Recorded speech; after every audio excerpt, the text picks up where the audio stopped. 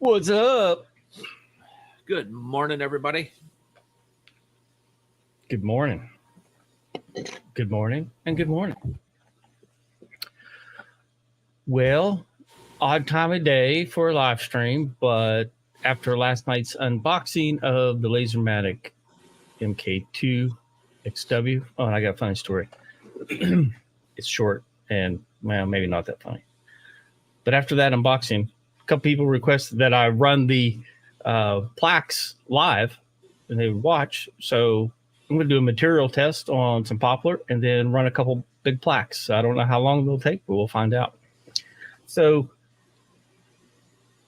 Jeremy, this morning I had two LaserMatic libraries and I go into LightBurn and I'm like, I'm going to combine these into one.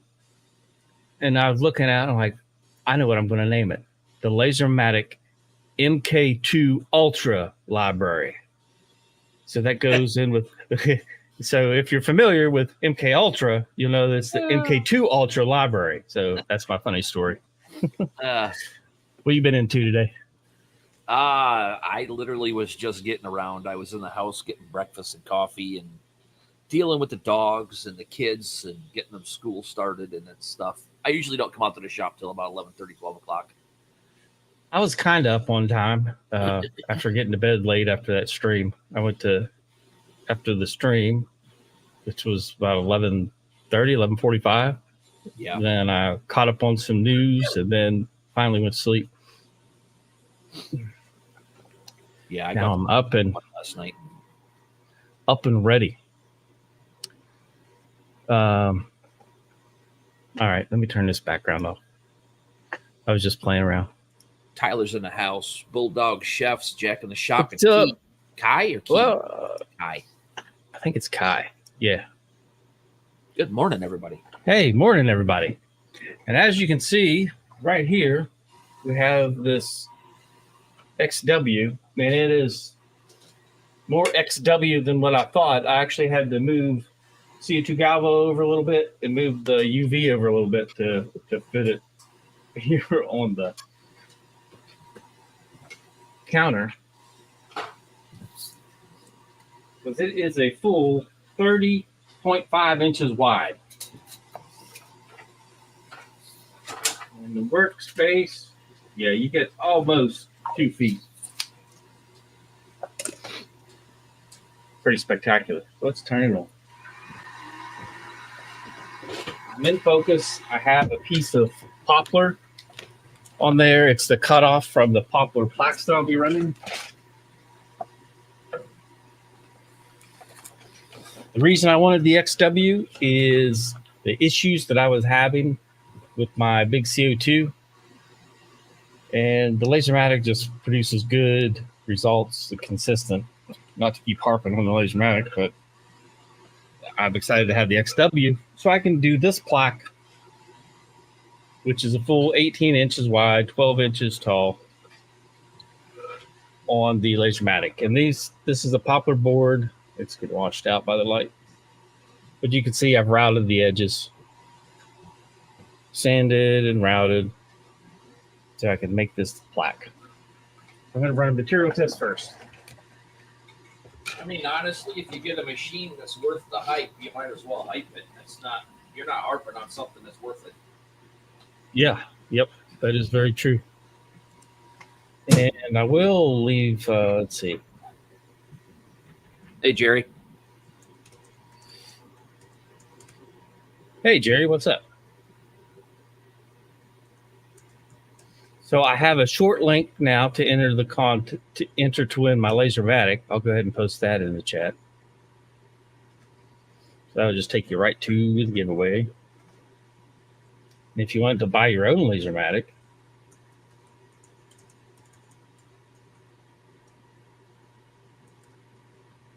get there by crap, I forgot what it was.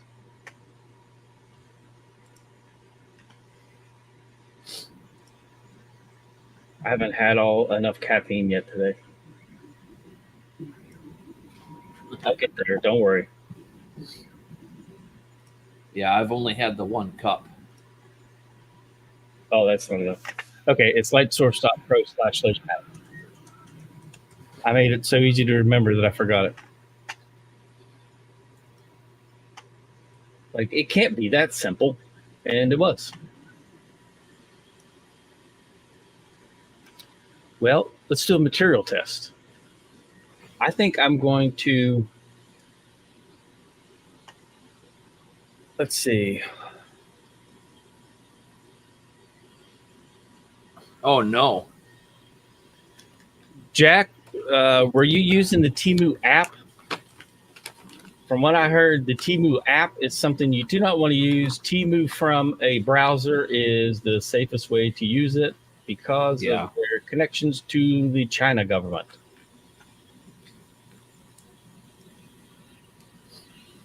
So I uninstalled the app, and if I'm going to get anything from Temu, I use Chrome on the desktop. Does anybody else out there save their little rounds from cutouts? I used to, and then when I was cleaning up, threw them all away. Yeah. And I'm sure a time will come whenever I like, man, I wish I had those, and I threw them away. Well, the bigger ones I always use because when they make my keychains, I have all these little spots, and the bigger ones I can cut my keychains and my my earrings and stuff out of them. So that's what I do. Oh, I'm going to pull up LightBurn here. Do it. And what I'm going to do is load up the material test and start with the diode preset, diode engrave test. It's a 10 by 10. It starts at 1200. It maxes out at 12,000. Well, we know with the LaserMatic, that's too slow.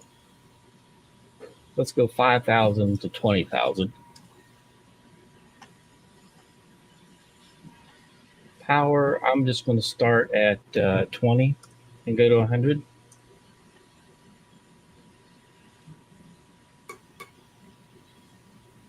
And probably just run that and see how it does. Let me get my board positioned in the center of the workspace.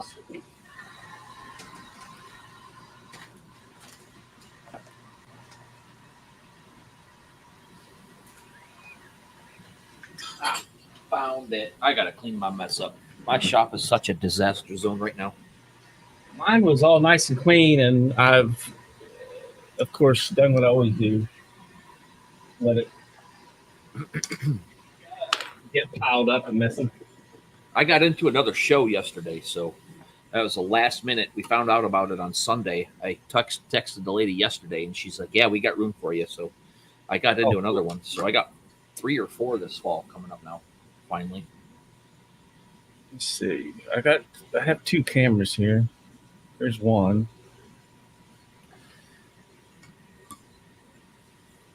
There's one camera. So now I'm kind of scrambling to get stuff made for all of them.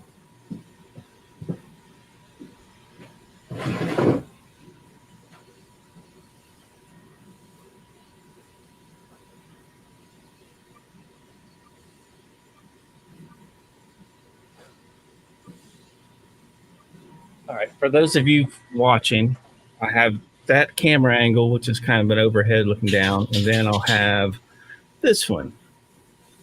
So we'll see which one's better. If you have a preference once it starts, then you can let me know. So let me turn on my FUME extractor, and we'll get this started.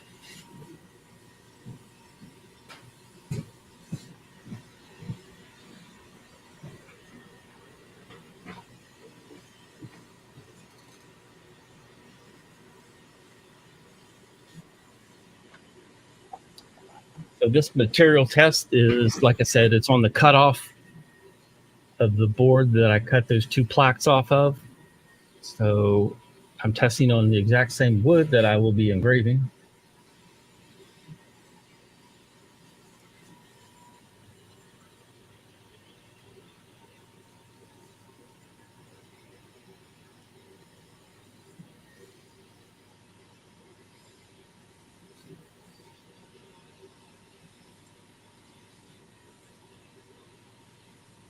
I didn't even bother to look at the text settings, but it looks like they're showing up just fine.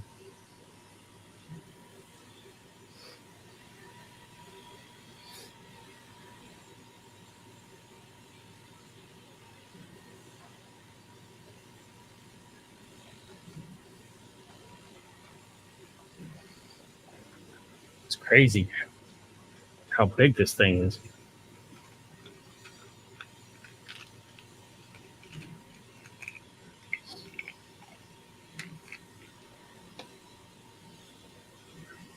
Have anything you want on screen for? Feel free No, to. I am just arranging items to cut to make as much use out of this piece of plywood as I can. So I'm just working in LightBurn right now, arranging things. There's been a lot of talk on Facebook about there's an arrange thing in LightBurn, and it's funny. We were having a discussion about it, and like 6 hours later, LightBurn posted a video about that very subject. So they're watching. It's good. They need to be, so they can keep us all in the loop on what they've got going on. Is that the arrange that takes you to the website that auto arranges all the shapes? I don't know. I tried that, and it was the nesting. Yeah, Jack, the nesting. Yeah. I tried that. I went to that website, and it didn't do anything for me. Not how I wanted it. So that picture that I posted in Facebook where I had that whole entire piece of plywood all just jam-packed with everything, and I nested them by hand. That's the only way I can do it to make it so that I can get as many in there. I had 3 more pieces I wanted to put in there, and it took me 10 minutes to move things around and adjust them so I could get it in. That's fine. But I don't know what LightBurn did, so I'm going to go. I cannot remember the last time I've used the nesting tool. I normally just manually do it. Yeah, me too.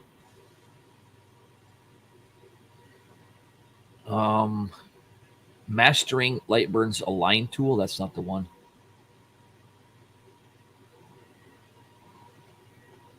I haven't did a craft show either, Jack. I really need to one of these days.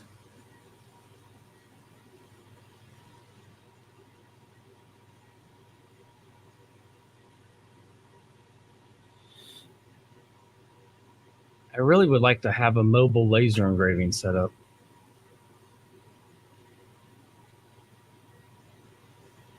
That's what I'm working on. Right now I'm running off of a deep cycle marine battery and a pure sine wave inverter for the LaserMatic in my laptop, and it runs it all day, and that's fine. I'd like to have maybe a small pull behind trailer that's set up for mobile laser engraving. Then if it's in there's a couple craft shows that are in bigger buildings, and probably pull the trailer inside and just do mobile laser engraving right from the trailer inside, which would be pretty cool. I hope you didn't hear that. I didn't hear anything. YouTube started playing a short from LightBurn right over top of what you were talking.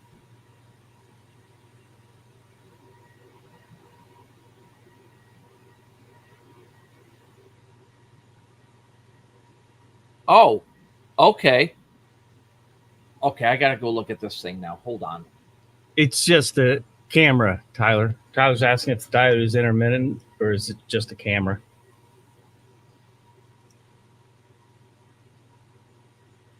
I mean, it's on and off whenever it's doing the pass, the 5 millimeters, but then it's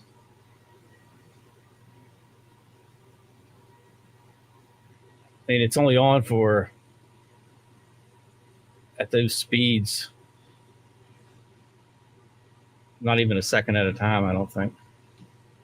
I had no idea they put that in there. So if you go up to arrange in your menu, it's the third one down. It's called auto group. I'm going to mess with that in a little bit when I'm done with this thing. I had no idea that was in there. It shows that on screen whenever you're messing with it.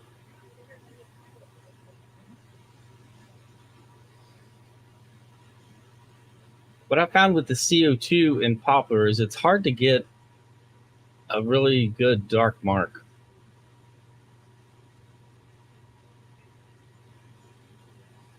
Okay. Unless I'm going slower with a lot of power. I got it ready. Oh, you can show it whenever you want. Oh, I'm not ready to use it yet. I have Okay. the screen ready. It'll be a minute. I'm gonna cut some of this stuff and get this piece off of here and then put something else on. As you can see there, the higher powers are engraving deeper, but not necessarily darker.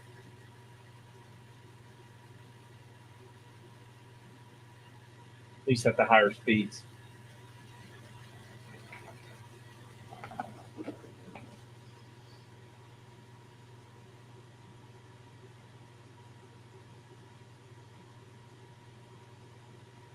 Although the last two are a little higher, or a little darker, I mean. Bulldog, I do okay at shows. I just do the local ones where I'm not driving 2.5, 3 hours to go to them.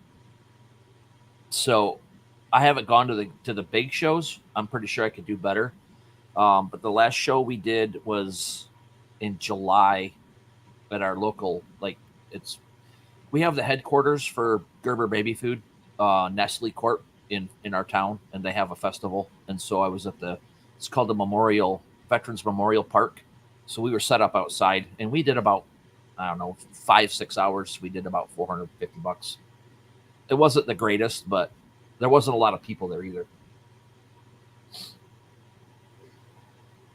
Jack said he defocuses, goes slower, and boosts power on the CO2. Yep. I didn't go slower. I still run it at 600, but I did boost my power way up and defocus a little.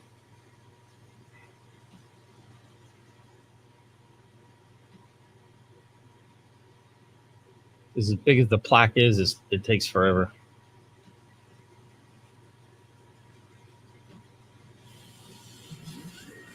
Okay, not really forever, but about an hour.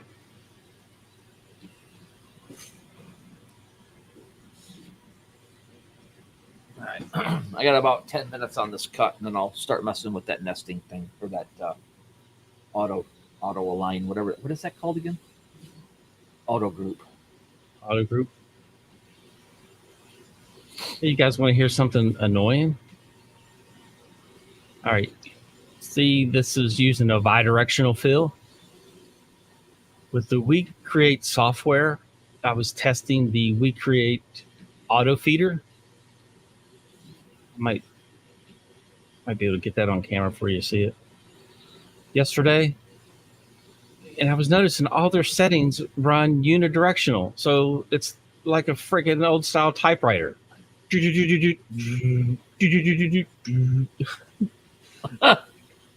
Like, come on, man. It should be bidirectional. It should run much faster.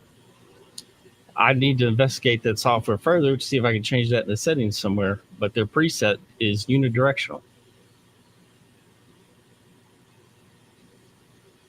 Yeah, Bulldog, I've come to the realization that in our little local area, it sucks. People don't have the expendable money to do on that stuff. So I know I have to expand and get out and get to farther shows, or I might have to just pack up and leave Michigan. I have no idea. We can't get rid of this government system we have in Lansing. I don't know what we're going to do. Hey, Carl, how's it going? We're trying to have a little fun.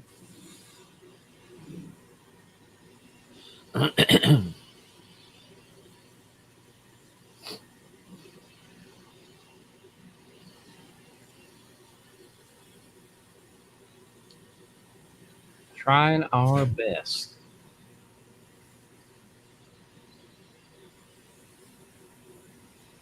Hey, there we're getting some darker marks. A little slower, a little more power.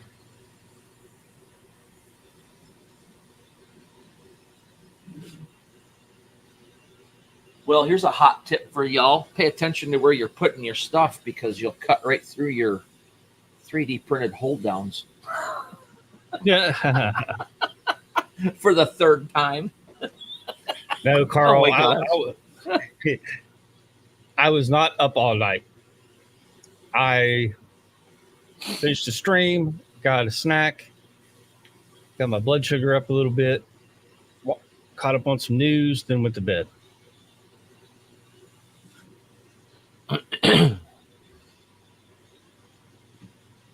Yeah, Mark, here's the thing though. I get 2 to 3 calls a week for custom signs for like a person's wedding or something like that. And they'll send me a sign picture and I'll look that up and I'll find it on Amazon for like 50, 60 bucks. And it's like the time that it's going to take me to change all the stuff they want to change, the material that I have to buy, the laser time, the finishing that I have to do, and all that stuff. It's like there's no way I can touch Amazon. And I tell them my price and they go buy it on Amazon. So, and I refuse to work for nothing. Like basically my materials is all that they want me to charge them. And I refuse to do that. Yeah, that's the tough thing about one-offs. They'll want you to spend an hour designing stuff for a $20, $20 item, which yeah, these big commercial. Well, I always reference tumblers, but somebody will say, "Can you engrave this?" Yeah. Do you have the artwork? No. Okay. Well, since you're supplying the tumbler, it's going to be $20 plus. It's going to take me, 30 minutes to design that artwork. It's just not worth it. Right. By the time you put an hour into it. Yeah. I've done a couple of tumblers in my early days when all I had was my fiber laser. And those people paid me between $60 and $80 for one tumbler because of all the crap that we had to go through to get it the way they wanted it.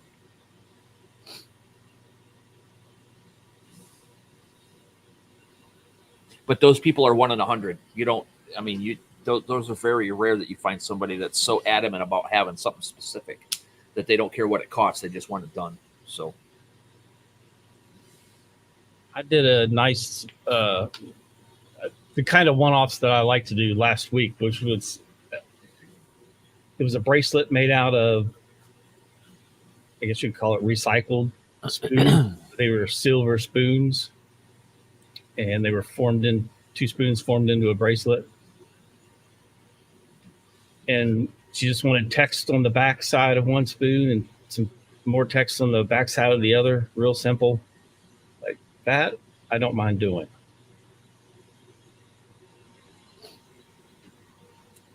Yeah, I got a $25 minimum. If I turn my laser on, it's 25 bucks. So I did a jackknife yesterday with wooden sides, like an old timers. Mm-hmm. All she wanted was the dude's name on it. And so I did it. And then she wanted it painted gold. So I put some painter's tape on it, burned it. I had to go over it like 3 times to get a good depth. And that was fine. And I ended up having these paint markers in here. So I let her use that right here. And I helped her clean it off and everything. So that was fun.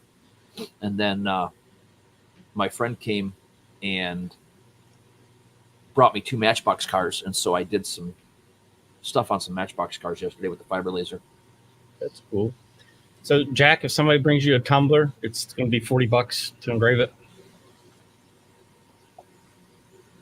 I totally understand the $40 minimum, and that's my minimum for any engraving, I think, for 45. I can do 45. PMags. It's hard to charge that much. And and PMags, I'm not going to get $40 out of a PMag. No, I get 15 for a PMag because it's so easy. What's up, Gio? Hey, Gio. Especially if I have the artwork already done and I just got to click it and go. It's like a 30-second job for a PMag. So if they want me to make something, then it's a $35 minimum fee for the artwork and then $15 to engrave it. If they bring me the PMag. If not, I sell my PMags already done for 25 bucks. Well, as you all know, I've been a pharmacist for quite a while. I was the pharmacy manager for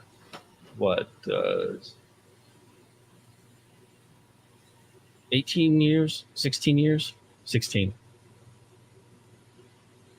And when we start getting into these conversations like this one, that's too much. It's only going to take 5 minutes to engrave.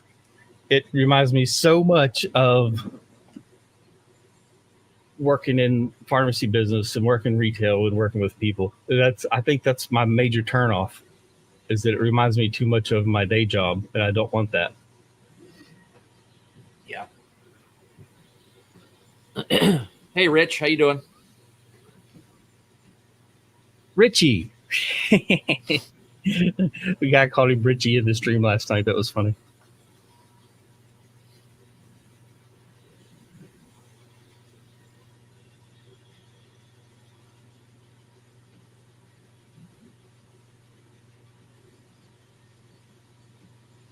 Well, we are almost done with this. You should be about ready to show your grouping, eh? 32 seconds. Well, it's going to be a little bit lower than that. I got to get this thing off, put a new piece of plywood in. But yeah, I'll mess with it. I'll try working with it live so you can see me mess up and see me laugh at myself, and maybe somebody can tell me how to do it once they watch me not do it. I've lost my brush. Uh-oh. It's right here. I got it. You got it? Yeah, it's right here. All right. Without being brushed, here's what we're looking at.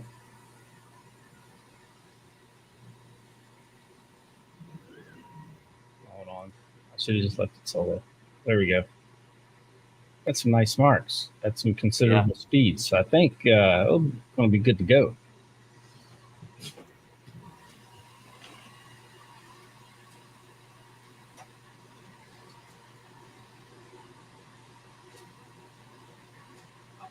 Good when it's burning. Oh, it's good. It's hit right there.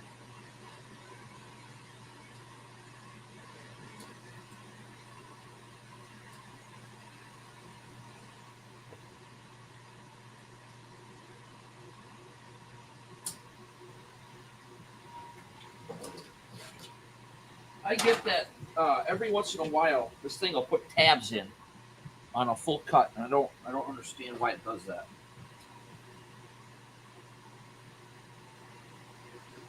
Actually, this is consistent, so it's got to be a glue patch. It's got to be a glue patch. That was right smack across everything. All right. Let's see. Here we go. Try to get it so there's no shadow. Light's washing it out. There we go. That's a little better.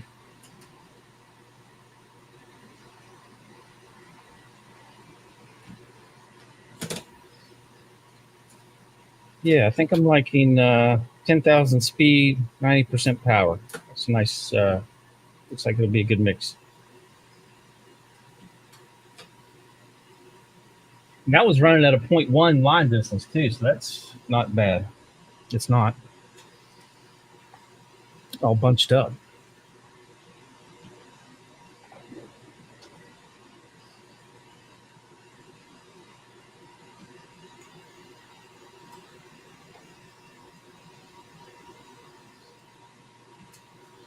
Now, this batch of Freiler plywood has been a pain in my butt. I've literally, what am I running? I'm running 500 millimeters now, down from 625. Yeah, I'm running 500 and still won't cut through all this. The glue patches in this thing are ridiculous. In this complete pack, this whole pack. Last pack was fine. And I just went through to clean my module and everything. So. Oh, I was trying to think of that saying.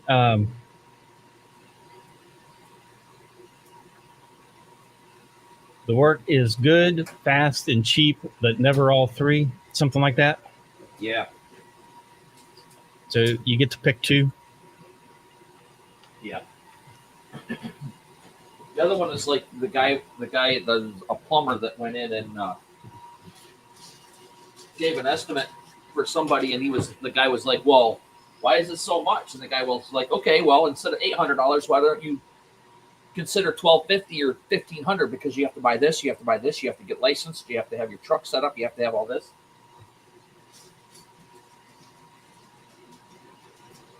The guy was like, "Okay, just do it."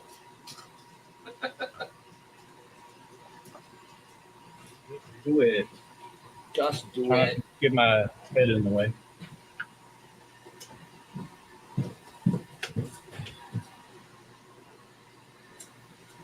All right. There we go. Oh, yeah, here. Went and sliced right through this little hold down today. Oops. Well, you know the diode cuts PLA if you needed to.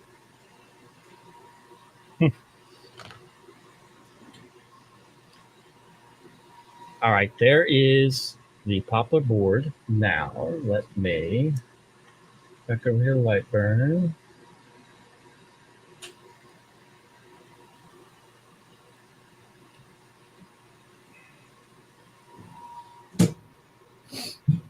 I better read the chats. I haven't seen them in a minute.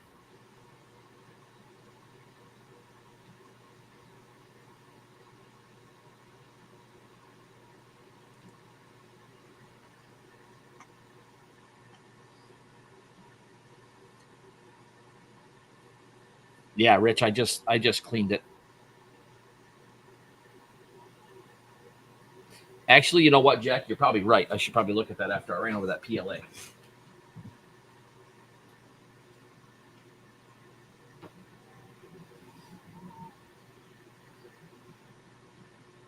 Oh my gosh. What's this thing doing?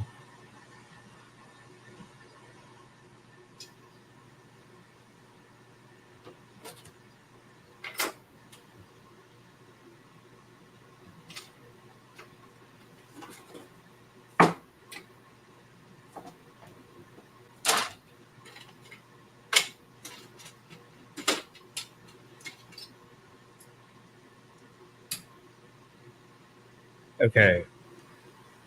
Got the Plaque file loaded in LightBurn. Now I'm going to save this thing. Save as I just go pan Plaque.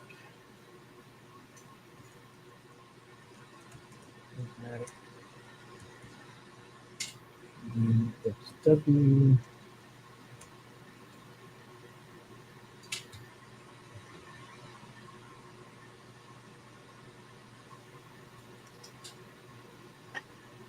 All right, so that's what I got to burn.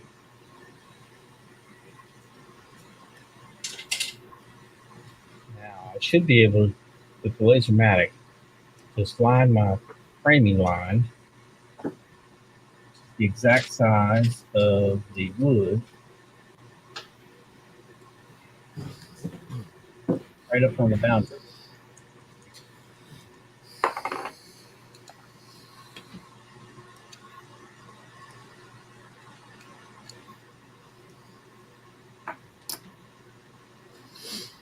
And hopefully that's all it takes right there.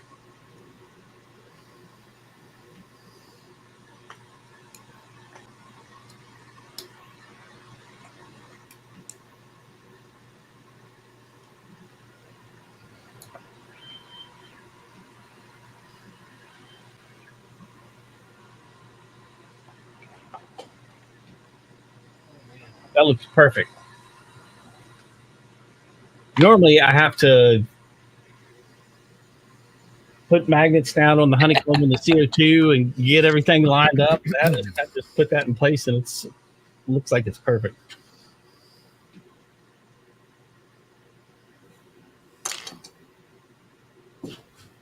Yeah, I'll preview it.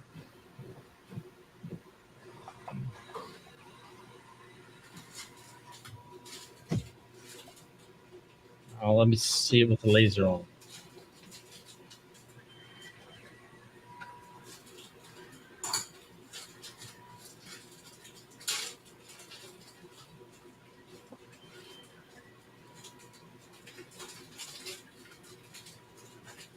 Man, it's perfect.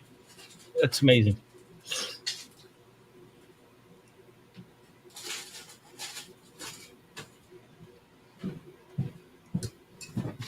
First, I got to change the setting. What did I say?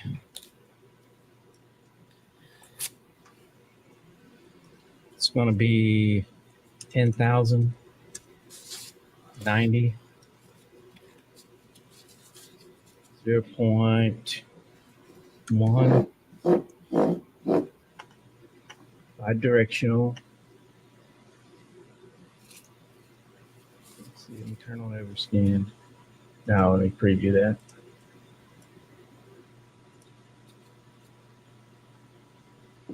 There wasn't much in there. I mean, I couldn't even see anything on the lens, but I cleaned it anyway.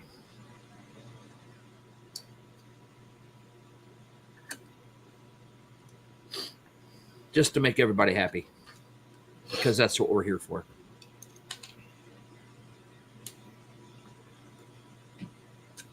I'm going to leave that at 600. Let it run 4 passes. They'll give me it. Okay, so what I'm looking at now are these holes. You guys haven't saw what I do. I have 3D printed brackets that I designed that actually hold a K-bar on this plaque. So I go ahead and have the laser pre-mark where the holes are. And only with the CO2, I have it run 4 passes, and it makes it fairly deep, and then it's easy to drill the holes out.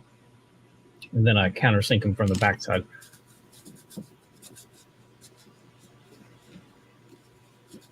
Yeah, I just let it run 600.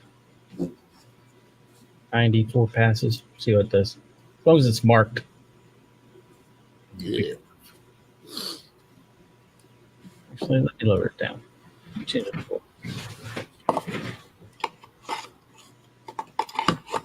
And now that looks like that should be all I need.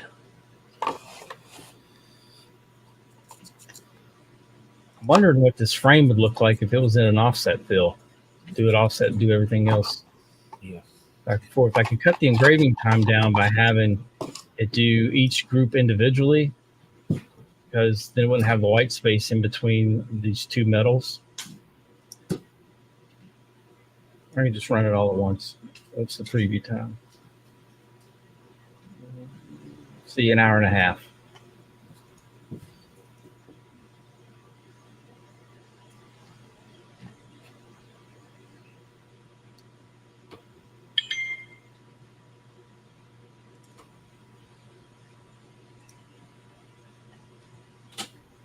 Oops, I need to do that. Next to do is this. There we go. Keeps opening up the windows on the other screen.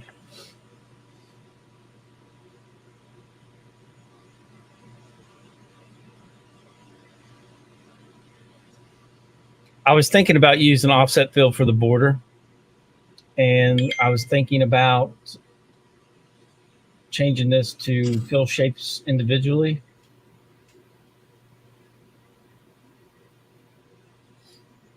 Then I don't think I want to do that.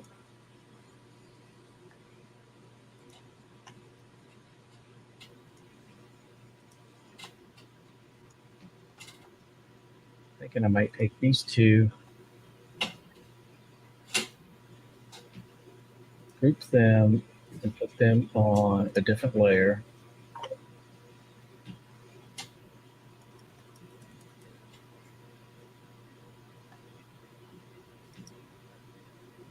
There we go. Open up on the other one. Okay. 10,000, 90. Fill 2.5, 0.1. Scan angle 0. No cross hatch.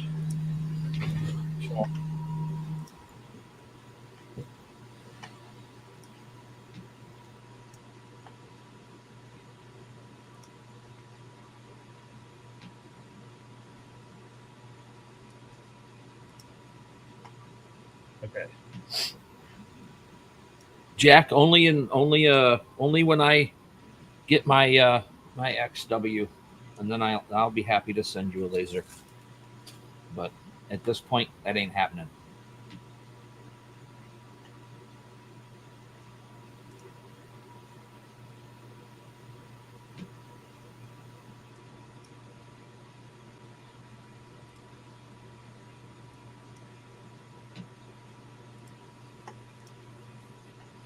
Okay. Now let's take the green layer. Put that up here. Outlet show there. Offset fill. I'll do it the same. 10,000. 90. Don't have to worry about offset or overscan or bidirectional. 0.1. Now let's preview this and see what the time is. Hey, it's Tor. Welcome.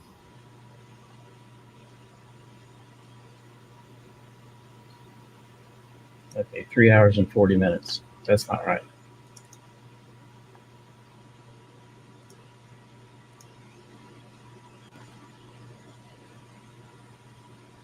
Did I screw up? Hey, Tor, what's going on?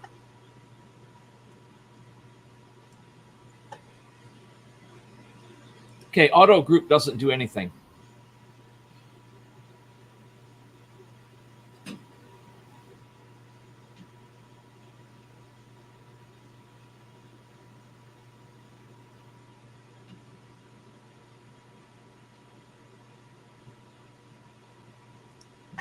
Okay, well, I don't know what their little video is about. It had no sound on it, so maybe I should go watch that again. Well, actually, did they have something in their documentation about auto group? Why is it taking 3 hours, 31 minutes? What did I screw up?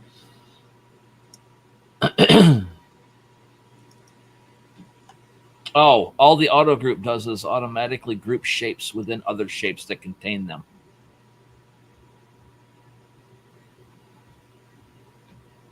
So maybe I need to draw a box for 300 by 300 so I can have a shape inside of it. Okay.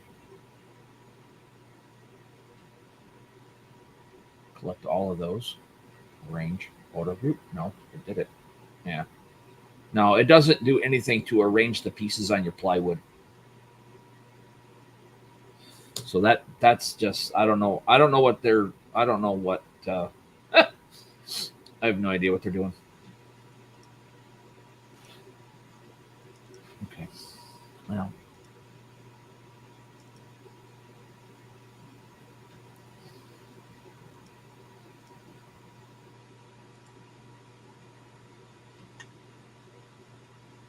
Yeah, that's about looking like it is, Rich. I tried that nesting website thing and it didn't do jack squat diddly for me. I don't know what I've screwed up because it's saying it's 3 hours now. Oh, I know what's screwed up right there. Do with something. What'd you do? Have 600 passes on it? No, line interval. Oh, Now we're down to an hour. All right, now we're good. Like one of these has the line interval off somewhere. Found it. All right, so it's down to an hour.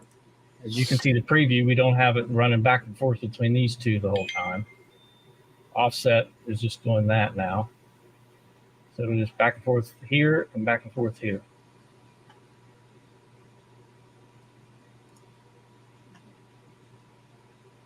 I don't know. I'm thinking I'll just send it.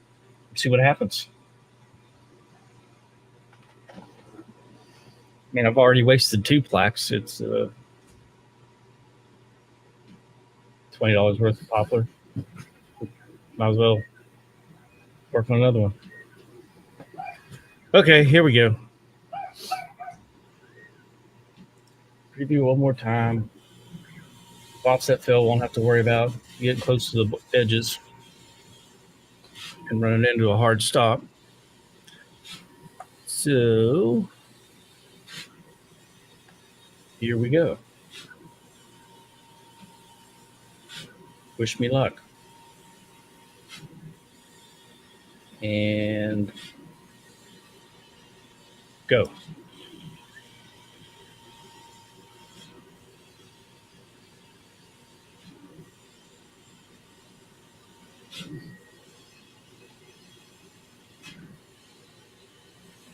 Let me get the other camera set up.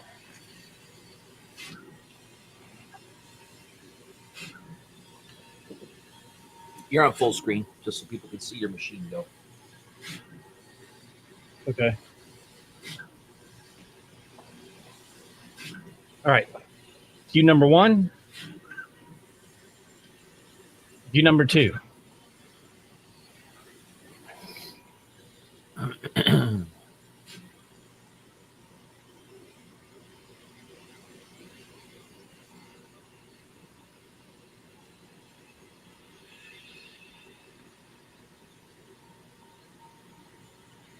You stopped it? No, I didn't.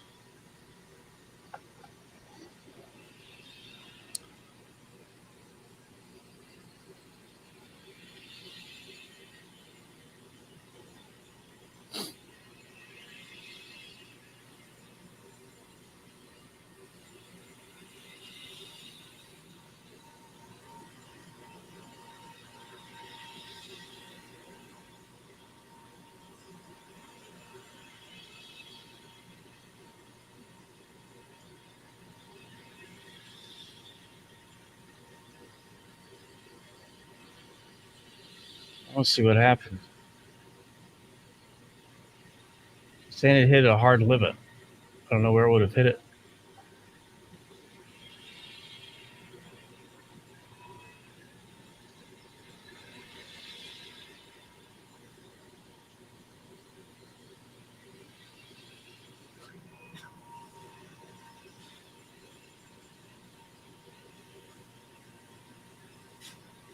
It happened right after that. Yep.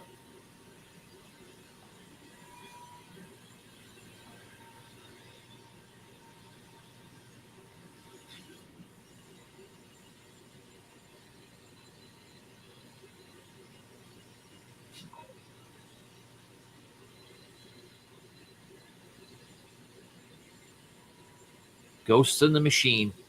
Yeah, I don't know why I would have done that. Just jump in the DeLorean, Greg. Go back in time and start it over.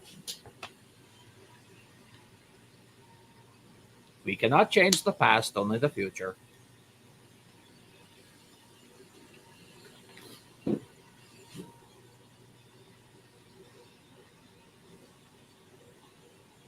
Yeah, because it was over there in that upper right corner. And there's no hard limits up there.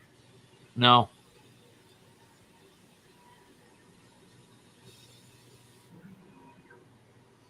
Hey, Greg. Hey, Steven. And Steven's asking what line interval am I using? After doing a material test, I was happy with 0.1. So I'm using a 0.1 line interval. And for those of you just joining, let me show you what is engraving.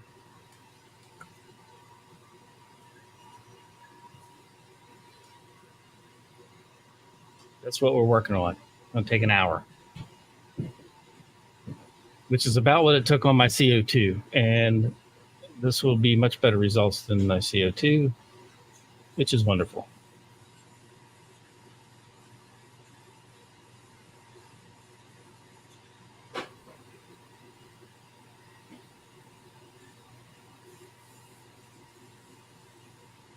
Looks like that big old gantry's handling the y-axis offset fills up and down at 10,000 millimeters per minute pretty well.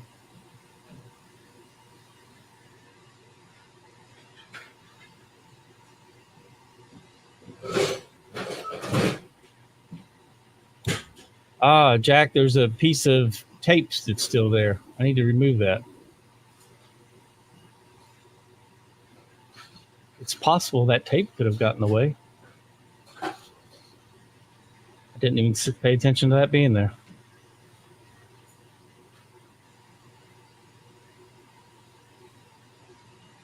It's not the first run. I did some test runs last night, but this is the first real project.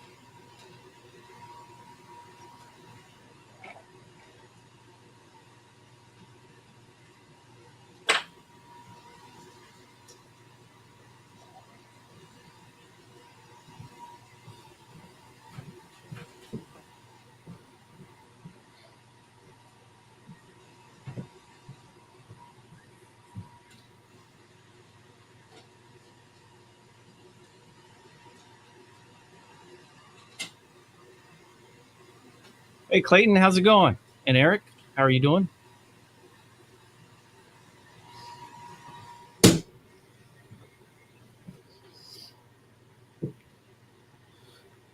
This is running at 10,000 millimeters per minute.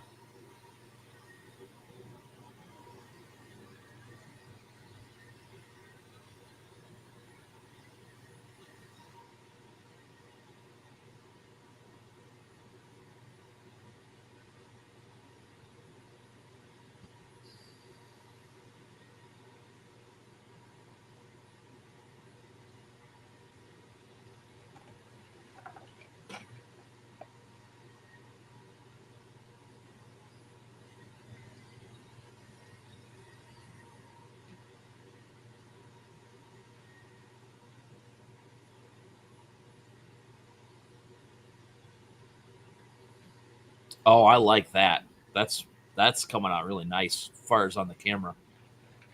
Yeah, it looks good in person too.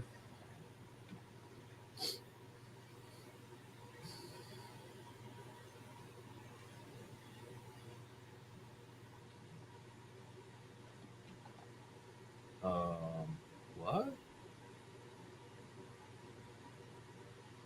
Why would you do that? That's crazy.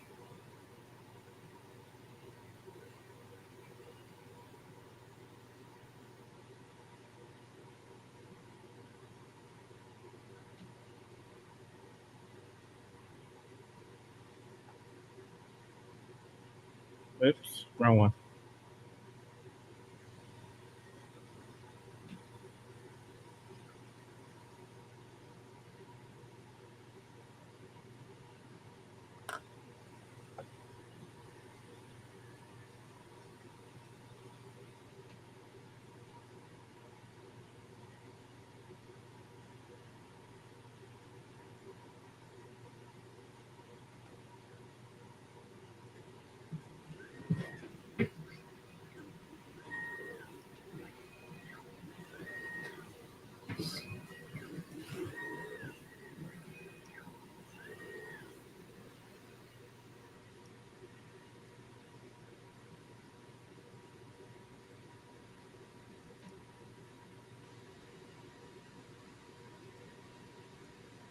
There's a dual angle.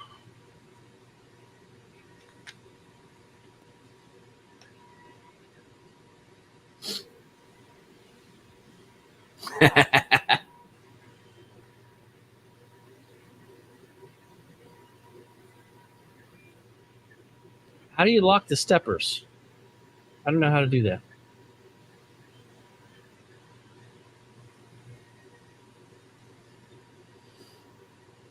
Which reminds me, I need to set my macros up for this one.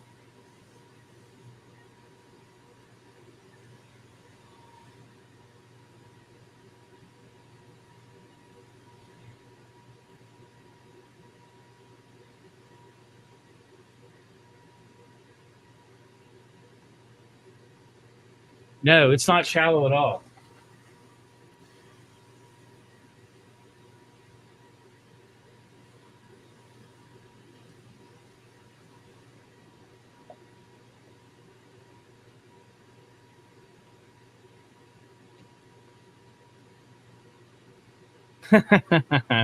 Yeah, Rich, I know. I did just do a video on it.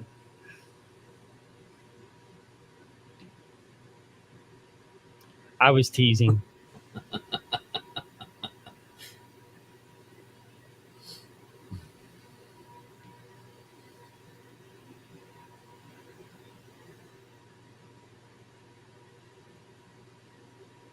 Mark.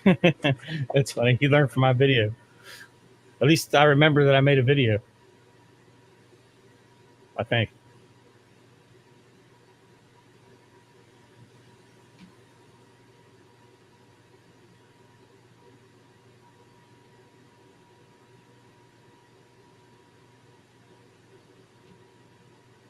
Anyone else working on a project? Want to join the stream and show what you're working on? If you do, let me know.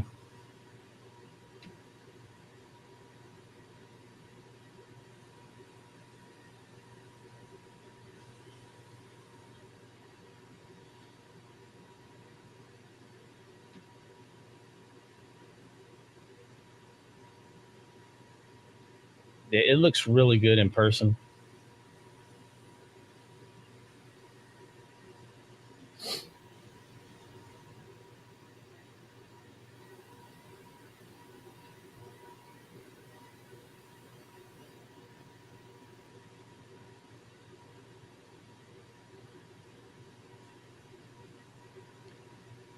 Well, Rich, why don't you get your butt up here and clean my shop for me too? Yeah, no Maybe you kidding. can stop at Jeremy's on the way home. Yeah, I need it. I've got to get mine. Definitely got to get mine done so I can put my Kydex shop back together. I miss it. I need to get my holster stuff back going again. You were really good at it. I know.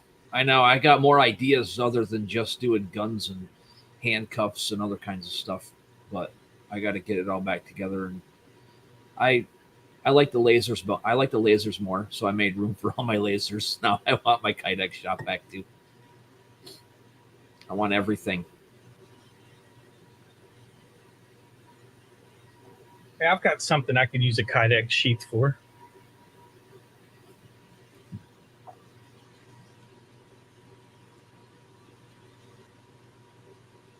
What's that?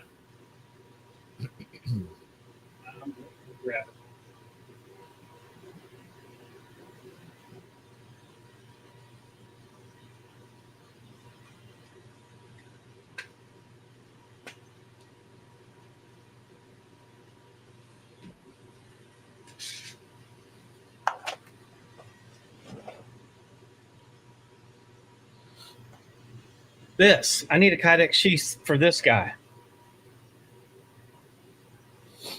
My press isn't that big.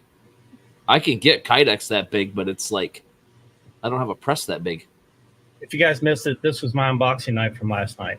I just wanted an excuse to show it off again.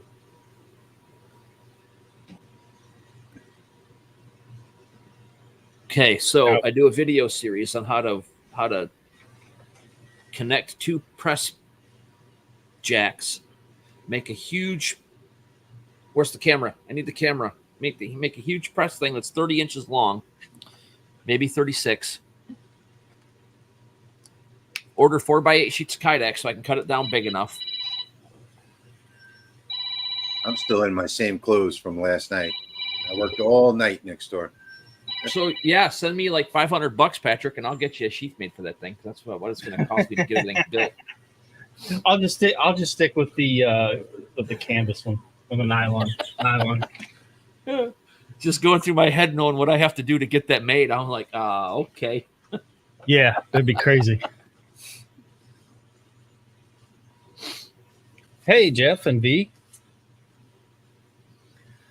I'm just putting the XW through its first paces on its first official project, running a 18 by 12 inch plaque made out of poplar.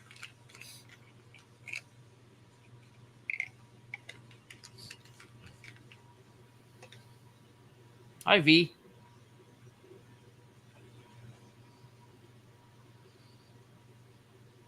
Just chilling, hanging out on a Tuesday morning. My, what a big knife you have. That's one of his mid-sized ones. Yeah, Yeah, right. that's right.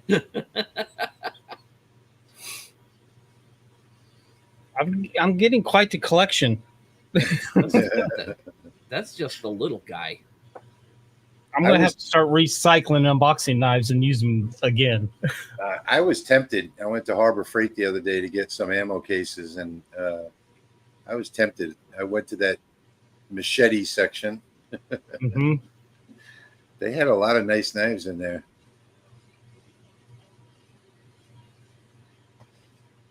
You didn't see what the next one. Well, I have a couple next ones. I That does not surprise me. It's not surprising at all. I don't know what I did with the other one. You having knives is like me having hammers. Yeah, I've got way too many knives. That one. That one. Vigo, take a look at the video I just did on that CO2 behind me.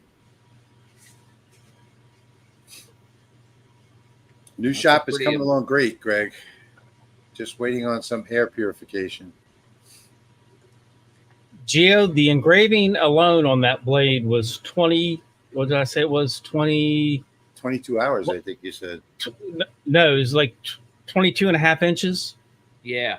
I put it diagonal across the 400 millimeter lens. And so that's the engraving alone. And then add another inch or two to that. Didn't that take like a whole day? Whole 24 hours, 22 hours? No. No? It's probably like 15 minutes. Really? Oh, which one's the one that took a long time? I remember there was something that you did that took like 22 hours. You're talking about your favorite thing in the world. Oh, the hammer. Yeah, that's right. Yeah. Yeah, I still haven't gotten that hammer, by the way.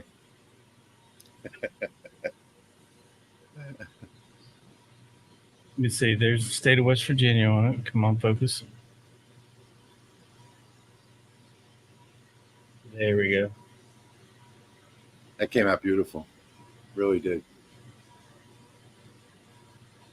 Man, that's just stinking awesome.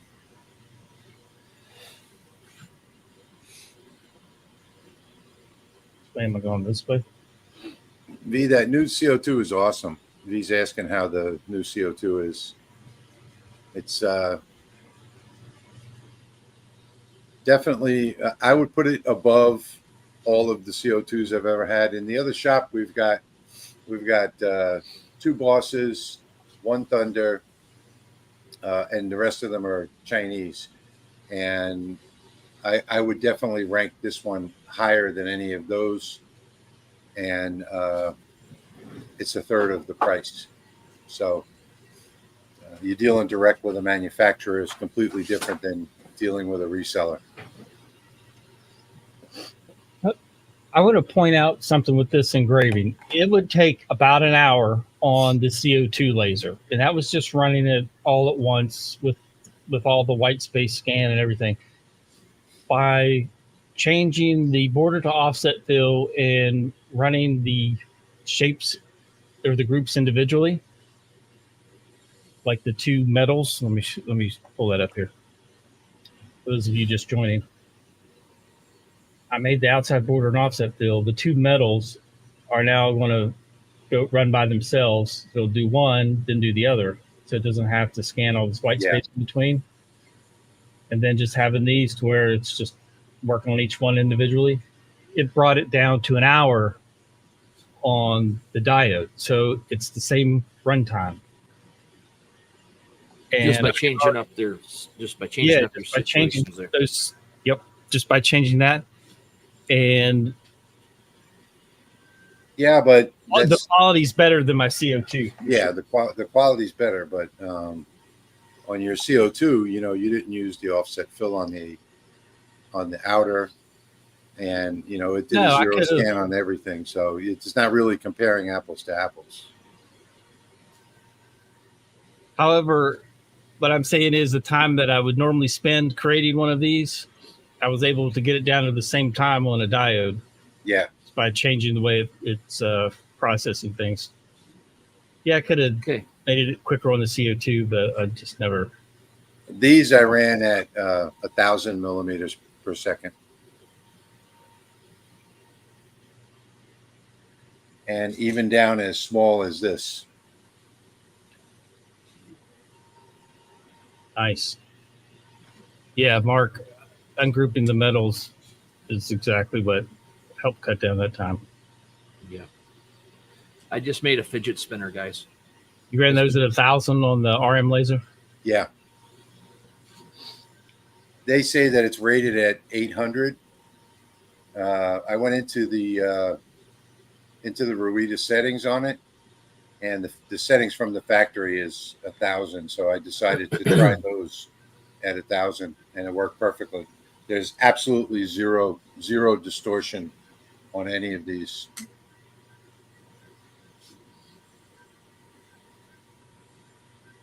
came out perfect. Even did green. I did all different colors of acrylic. So far, I've done acrylic, wood, and cork at about 50 or 60 hours into the testing on that machine, and it's passed everything with flying colors.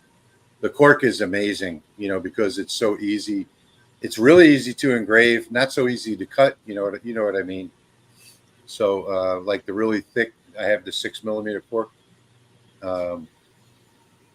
The laser beam, no matter what laser you're using, sort of gets caught up in that cork kerf, and so it's harder to cut. But the engraving on the cork is just unbelievably fast. It looks like if you look at it, it looks like you're watching a video and fast forward. Rich, you see this comment? The new CO2 looked like a nice machine. Was bummed to see the desktop was sold out. I'm ready to replace my FSL after it corrupted a production file on me. Yeah, the FSL I don't think that's not LightBurn compatible, is it? Full spectrum? I don't think so. Yeah, the desktop one, I personally, for the difference in price, I don't think I would buy the 630 because it's not much less than the 750. So What's the bed size on that 750? the bed size is, I forgot. Let's see.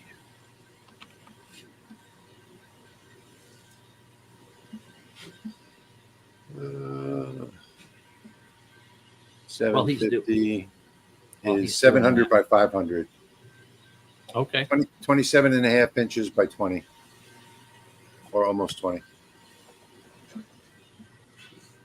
So you got this little swab football earring with the swab through the earring hole, and you got a fidget spinner. I don't just sitting here. I was like, I picked this thing up and I was like, I wonder if that fits through the hole. Oh, it does. So then I was like, okay, got a fidget spinner. Hey Patrick, I have another one for the roast my burn. Oh, nice. I did the testing on this walnut, and to get this all white with the beak and everything, so that it would be a contrast. All the tests went perfect on my other walnut, on the other corners of this walnut. So I ran that test on this same piece of wood, and it didn't work. It's not very bright like the test was. So the bigger the space, apparently, I don't know what's going on. Anyway, but there's one for the roast my burn. Looks like it has some shading. Yeah, I'll show you guys on this plaque what I was talking about. This is the first version of this plaque that one of the first ones I did. So I just keep it as a reminder. There's like the first versions of the 3D printed knife mounts that I have. And the knife just sits in here. Real nice. And then that's how it hangs on the wall. But then the laser pre-drills those holes that I drill about and countersink them and screw the PLA in. It works just fine. Where I put holes in the PLA, I haven't put support material in there. That way it's just more material for the screw to bite into, and it holds them down pretty well. Then I can show you the knife. So the knife is done. Oh, this metal was engraved with the LaserMatic. This one right here. Made it so it blends in with the factory stamping, embossing. That looks good. Focus. That's side one. Yeah, I like it. And I have permission from the VFW to use their logo on this run of knives that I make for them. Nice. There we go. Cool. Then this one should have a serial number right on the top. Oh, nice. Very nice. Oh yeah. That's a nice touch. Need to clean, but yeah, it's a serialized version.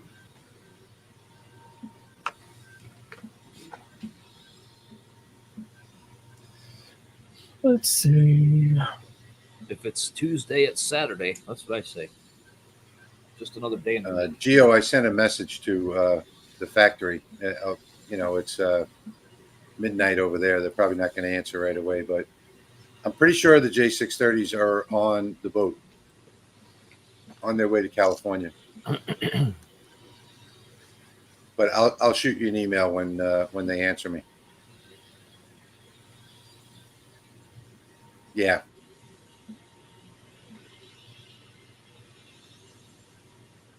Yeah, I'll send you an email when they answer me. They'll probably answer me in about 8 hours.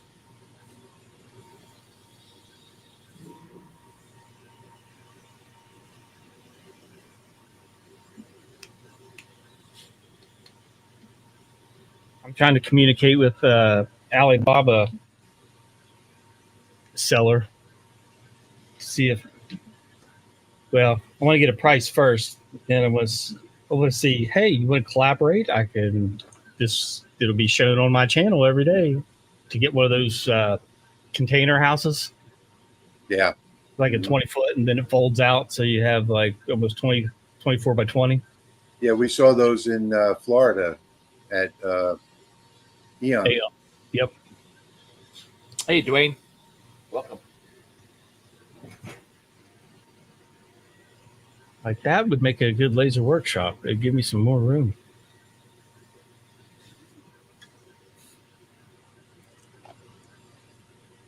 What's up, Dwayne?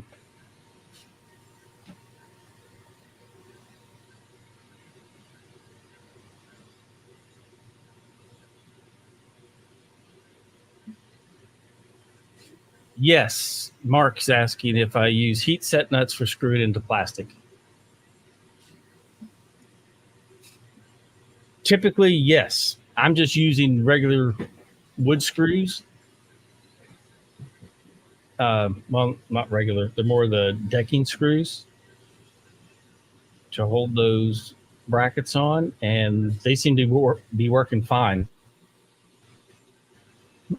So I haven't had any complaints after, I don't know, been almost over 2 years I've been making these things. It's not to say a complaint, but so far so good.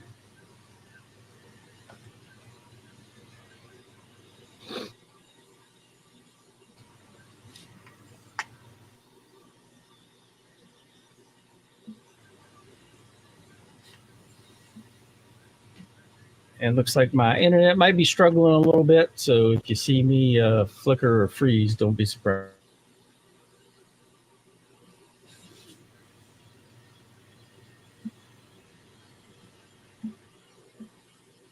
I got to hook my phone up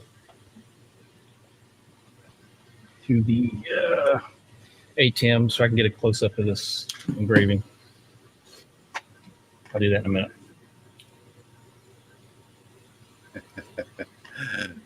Nope, I don't have any custom hammers. I have a lot of hammers, but no custom ones.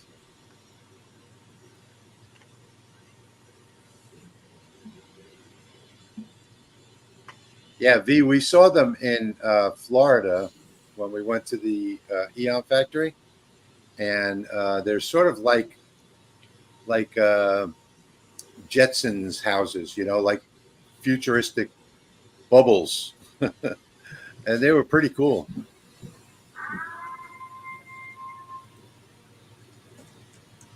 One I'm looking at actually folds out, so it's ends up being tripled the width. Wow. Yeah. Let me see here. Actually, it was Tyler that first turned me onto these. I don't know, it was a few months ago. There was one was selling on Amazon, but it was way marked up. There's if you go to Alibaba and search it over there, you'll find some that expand out to 3 times their size, and they're really not expensive, and they're made to be used as like homes. So I thought that was really cool. After we went to Florida, I did go online and research some of them, and one of them was really, really cool because it was 24 feet wide, but when they deliver it to you, it's 8 feet wide. So you press a button and it expands out on both sides. Yeah, there you go. Yeah, that's what it looked like right there. Very similar to that. All right. So, yeah, there it is expanded.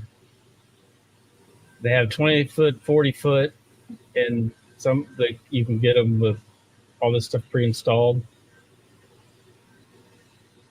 Wow. Go back to the video. Yeah, look at the price. I don't know what shipping would cost, but there's a little walk. Probably the same as a container, like under $1,000. Mm-hmm. Because it's probably, you know, they probably have them sized like 20-foot container, 40-foot container, 40-foot. That's exactly HQ. what it is. Yeah. Yep. Yep. They're probably just HQ. Shipping to be negotiated. Yeah, $100,000. No, it's probably about $1,000 because it's not going to be as heavy as a fully loaded shipping container. Here's another video. Greg, I'll show you that when I get back. When we're back on screen in a minute. I have it sitting right next to me. Actually, it's what I'm cutting out right now. I have to make 3 or 4 of them.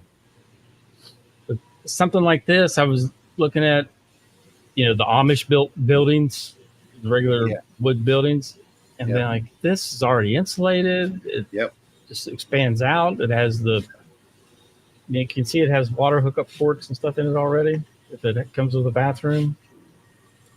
Well, I tell you, here in Michigan, if you want a 10 by 16 or a 12 by 16 Amish built little hut, they're like $6,000 or more, plus delivery, and they're not insulated. All they have is a door and a window, a couple windows in them, and the siding and the roofing, and that's it. Yeah. Oh, there's a little more to it than just the price of the unit and the shipping. So you also have to have it trucked to your location, and you have to have a crane set it on site, you know, all that kind of stuff. But something like that, you know, you could probably get for under $10,000 complete. Yep. Depending on concrete prices around here, it'd probably cost you $5,000 just to get the concrete port that big. It doesn't have to be concrete. No. That's true. What I would do is put it on, like right here. They've got it on bricks and blocks. Yep. Well, that's my shop is up off the ground like that right now, and it's not insulated on the floor. And so if anything's on the floor in the wintertime, it freezes. Look at that picture. They have it sitting on that square tubular steel. Mm-hmm.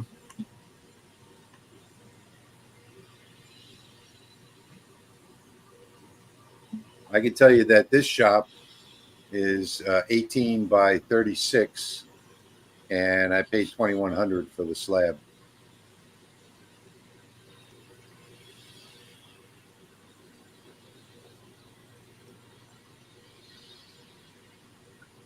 No, Jack, there's no way it'd be $100,000 for shipping. They're shipped from China by sea, and I got an HQ container, which is the biggest one, 40-foot HQ, about 8 years ago, and the shipping on it was $650 plus the port fees.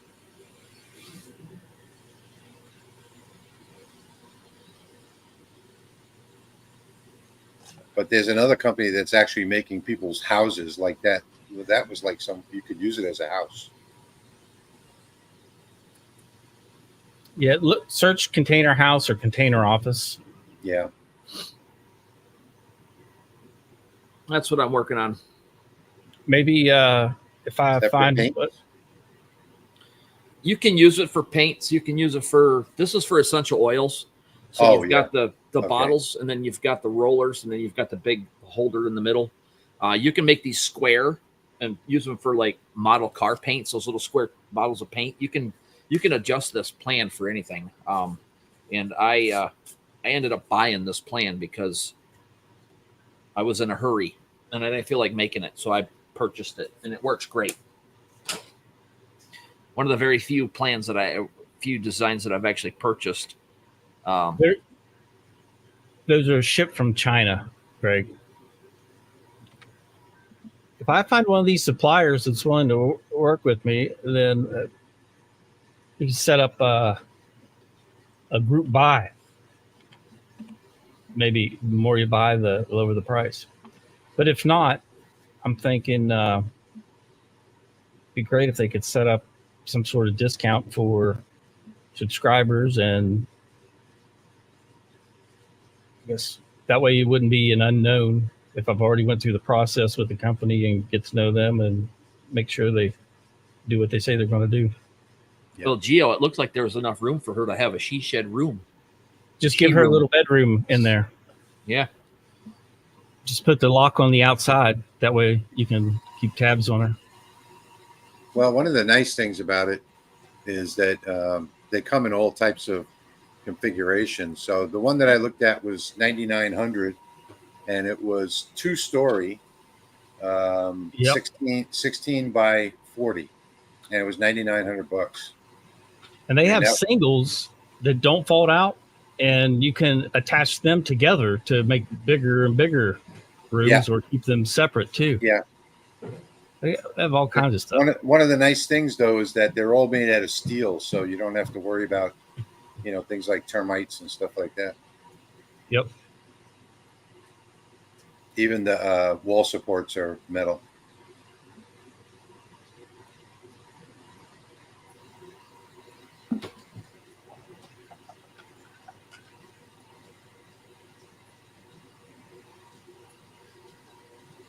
This is probably the best looking plaque I've done.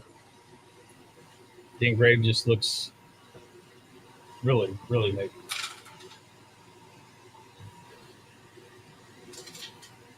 Well, I've also come to the conclusion that the LaserMatic has a slightly different frequency than most other diode lasers, and it just gives you the nicest, blackest burn if you get your settings dialed in right, without it looking burned.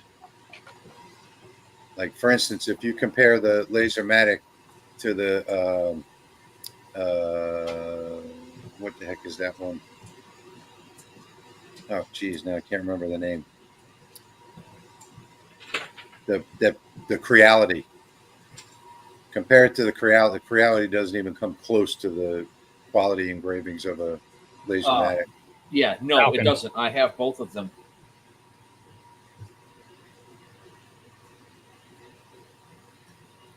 They all say that 455 plus or minus. So I think that the diodes that they get, the modules they get, is slightly different than most others, because you can't compare the engraving of any other machine to a LaserMatic. I'll be right back.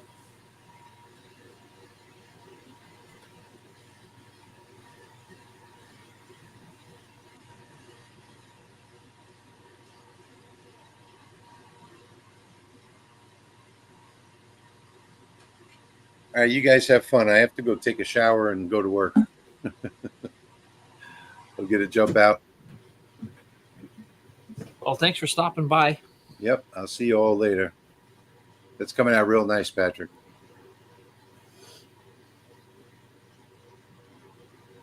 I don't know where he went.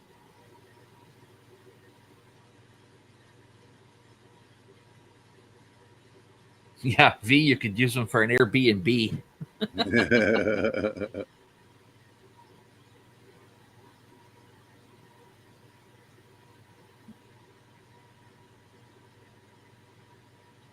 All right, tell Patrick I say goodbye. I don't know where he is. I'll see you all Yeah. later. All right. Bye, See you later. everybody.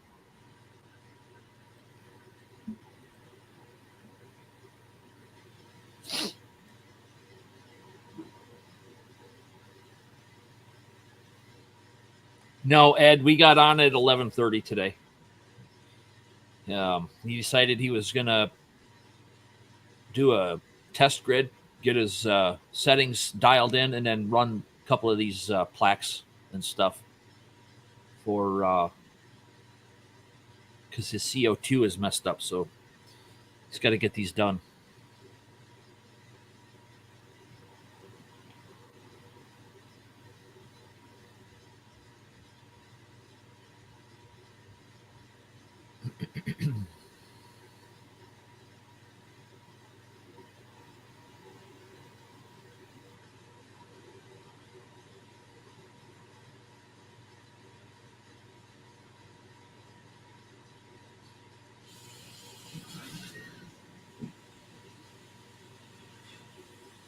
Yeah, I don't know where Patrick went. Yeah, I'm back. I see. Okay, good. I'm going to step out for a second and check on some stuff, and then I'll be back in a few minutes.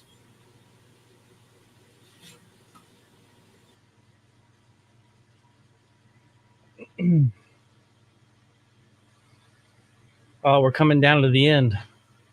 It's just doing the holes for the screws. I got some interesting news. If anybody wants to hear it. If you're familiar with the Terrell Fixes All YouTube channel, I might end up in one of their videos. First week of October, I am going to... Oh, no, it still has the metals to do. First week of October, I'm going to deliver an old Ford tractor to them. And they're going to film the delivery and drop-off and then film them fixing it up.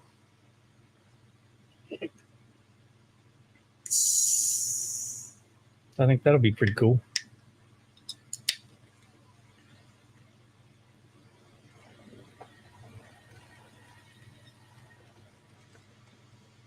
Need more caffeine.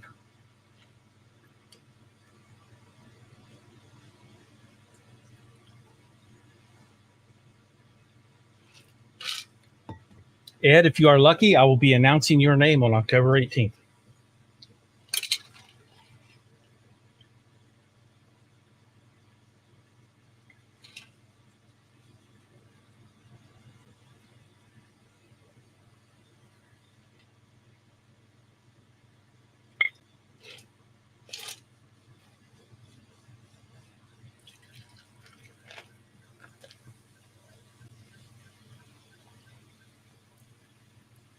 Ah, there, more caffeine. Make me happy.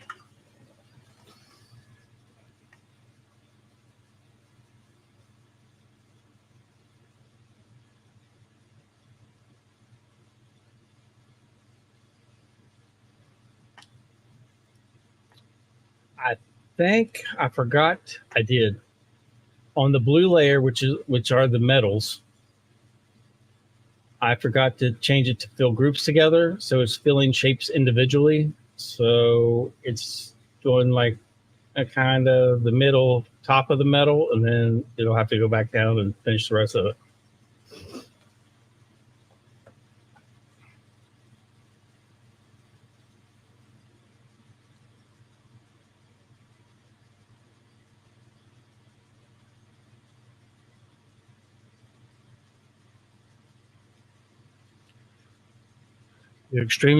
Ed is extremely lucky.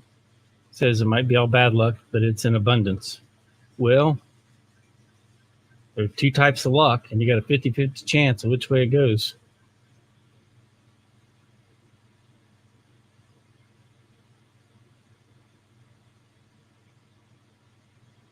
Any other laser, I'd be concerned about it missing steps and messing this up, but I'm not worried about it.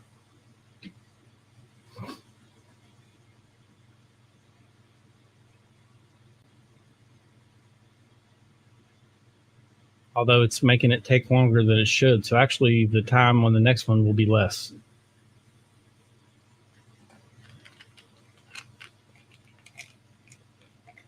No, Ed, I haven't been on all night. I went to bed, got up, and then a couple people had said to run these plaques live, so I thought I would do that.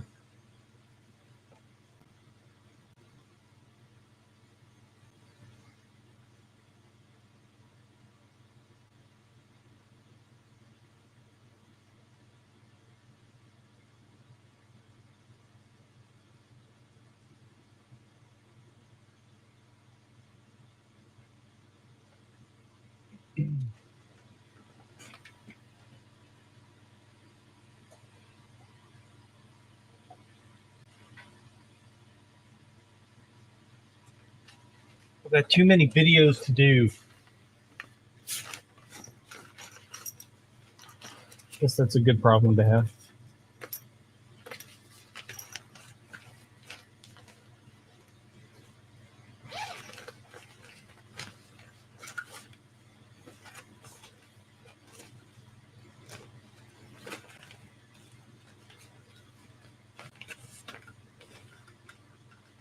Rich left too soon.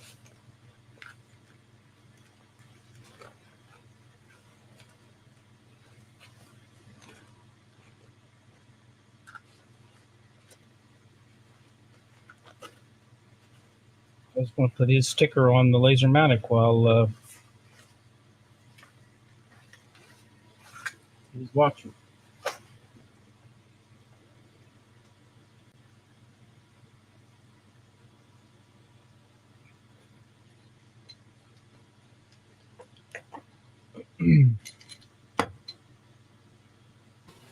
Okay, I'm back. Kids had homemade banana bread out, so I had to grab a couple pieces. Well, that sounds delicious. Oh, it's good.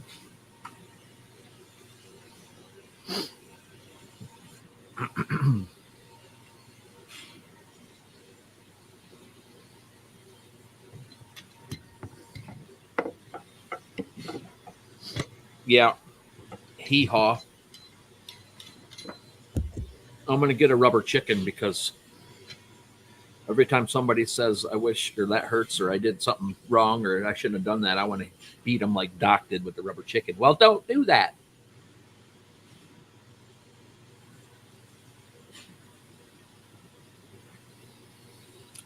That was one of the shows that it was required watching when I was a kid growing up. I haven't watched that show in a long time.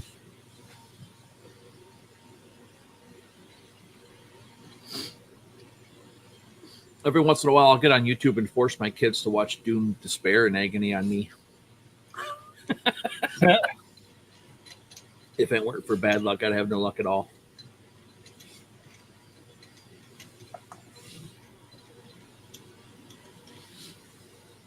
I bet Jeremy could have a song wrote just for that, just for Ed. Probably. He's extremely lucky. It might be all bad luck, but it is in abundance. Well, let's work on that right now. While we're on here, maybe I'll have it done and you can play it before we get off here. Okay. Jack says he's looking at the container houses now. I saw that.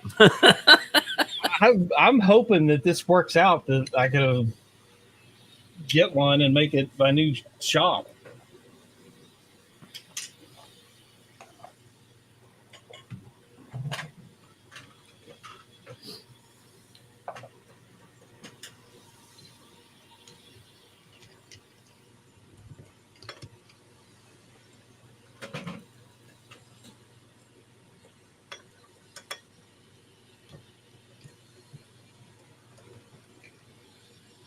If I had my other camera up, I'd show you what I was doing, but I'm taking the Rotoboss Talon off of its little plate, and I'm going to mount it back onto the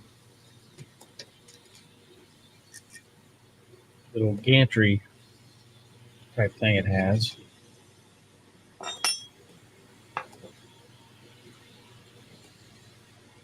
think I want to do a video engraving a baseball bat with it.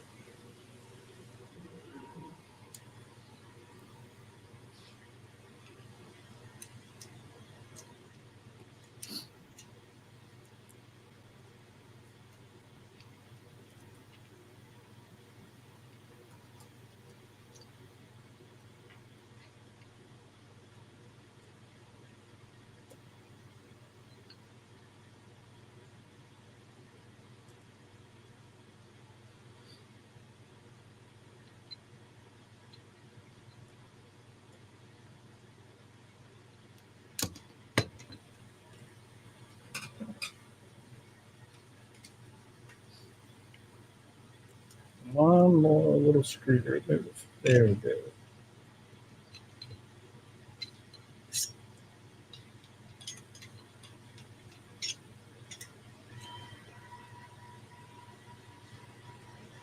We're getting closer.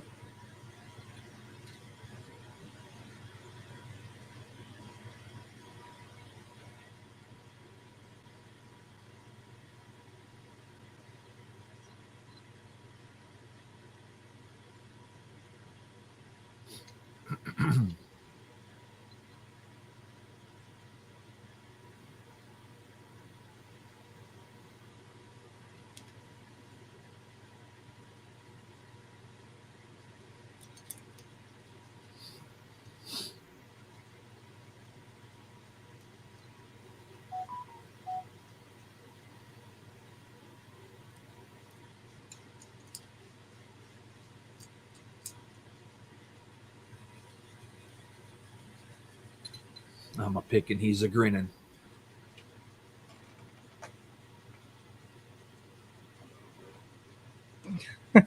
Geo. Uh-huh. So we can get That's a gonna package be deal. Two and have solar panels with microinverters for 3-phase. That doesn't sound like that should be an issue. Mark is asking, does anyone remember what a BR 549 is? I do not.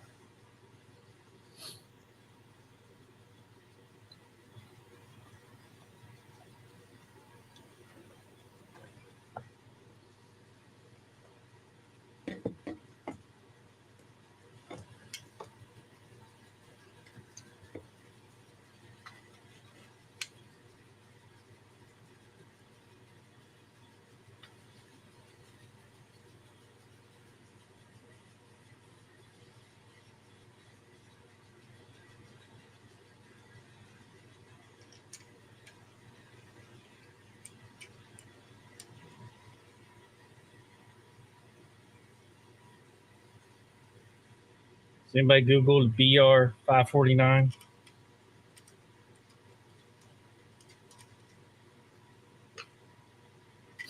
no, what's that? I don't know. Mark was asking if anybody remembered what it was.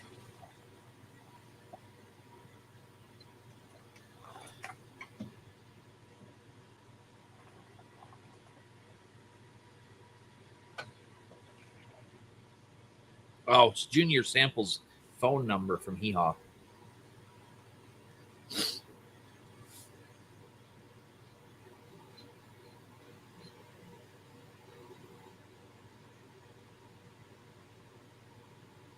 Jack in the shop. That's what I'm going to be doing.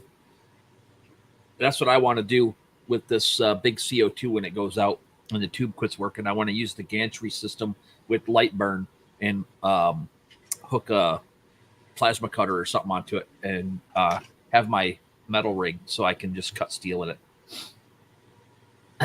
I have ideas. I don't know if it's going to work. I've had the 1,000 watt hooked up and on a gantry. And actually, I was looking at my gantries yesterday, trying to decide how I want to proceed with getting it hooked back up again and actually working to cut some metal.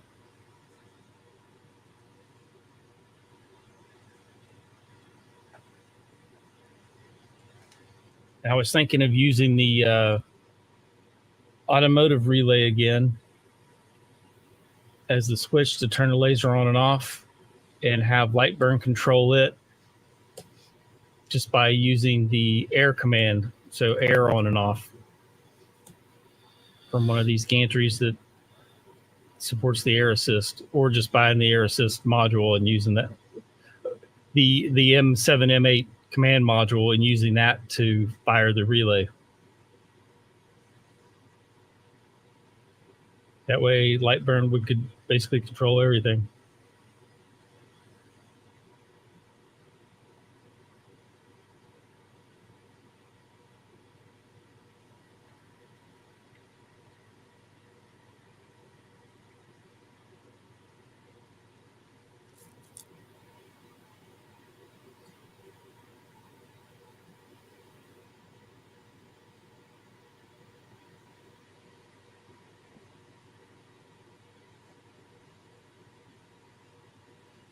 Okay, I have the song. Now I'm All right, kind of Gio, fixing sounds it a good little to bit. me.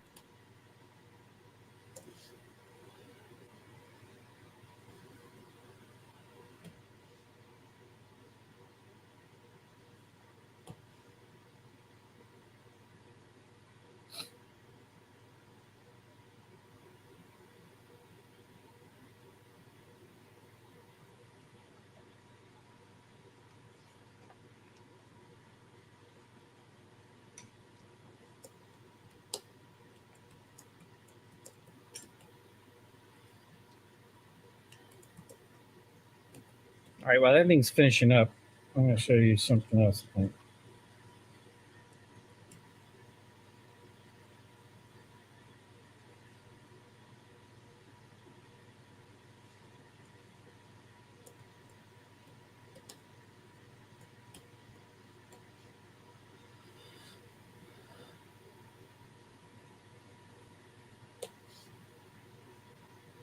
got distracted by all my notifications. Oops.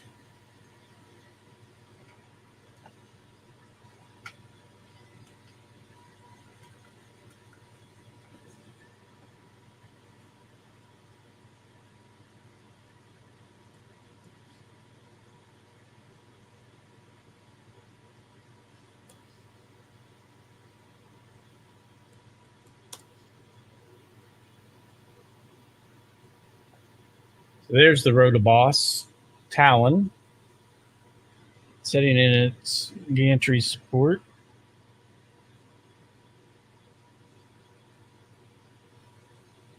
And what I did, Brad sent me a riser for my UV, so now I can use the 300 millimeter lens with the UV. So I'm going to do the baseball bat with the UV laser, Rotoboss Talon. And then that is the We Create Vision on the floor. And I have the auto feeder set up. I ran a test yesterday with it. I did one side of that board. Now I'm going to do the other side. I just fed the board through and engraved it, and then let's it out the other side.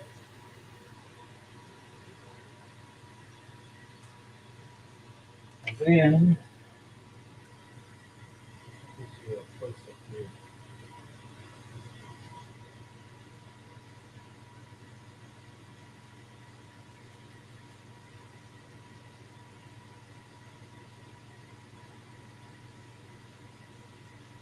that's the best that you would see you've never found out.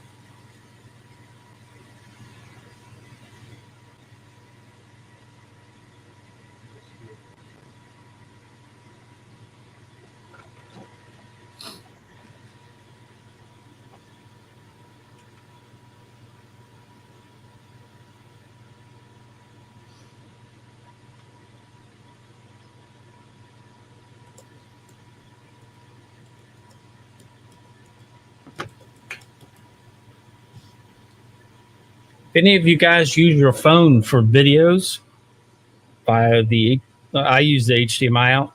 Blackmagic Design now has their own Android camera app, which is what I was just using. It has a clean HDMI, so there's no crap on the screen. And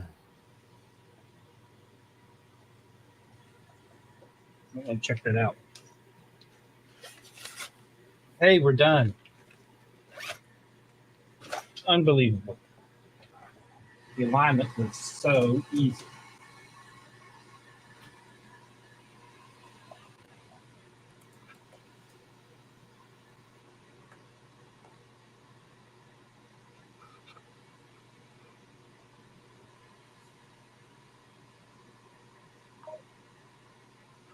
Let's see. Yeah, that detail is amazing. That's the best I've ever saw that look. And you can see that it is a pretty deep engraved too. USMC logo looks good.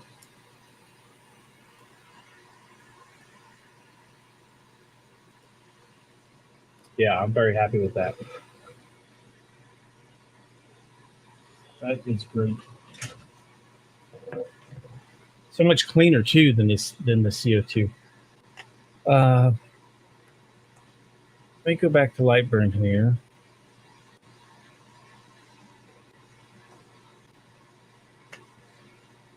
I'm going to preview this now.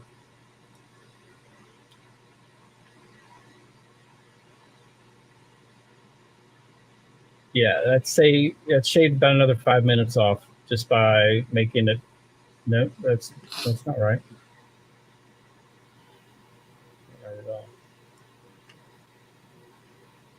Did not shave any time off.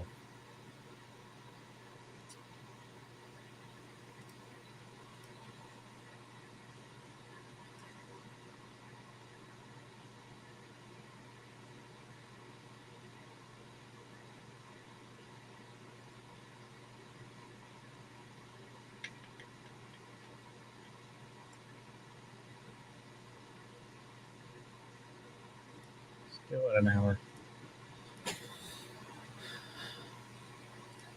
Try to ungroup these. What if I put this on its own layer as well? Make it 19.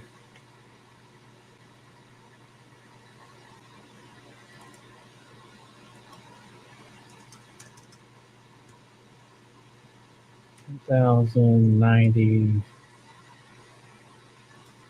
16 bidirectional. 0.1.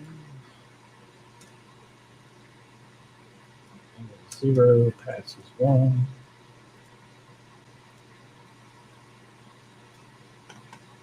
Now I'll get pretty good. Actually, going to take longer.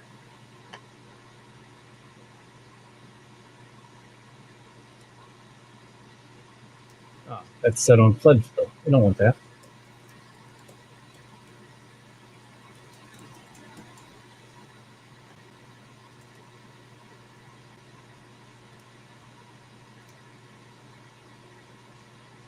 Now it's pretty good. Okay, I just knocked another 12 minutes off. Now we're at 48 minutes. What I did is put the two metals on different layers so that it would do one metal complete and then the other one, and not fill all these little shapes individually, just do them all at once. So it's shaved another 12 minutes off. So now I'm down to 48 minutes. So 48 minutes and better detail, better engrave, and quicker than what I was running them on the CO2 before. And if you guys missed how at the beginning, what I have is a toolpath. You see the blue toolpath here? That represents the outer dimension of the plaque. And then the edges are routed. So the frame centers in the routed area. And all I had to do was bring the toolpath just down to the corner of the workspace, and it's framed and perfect and ready to go.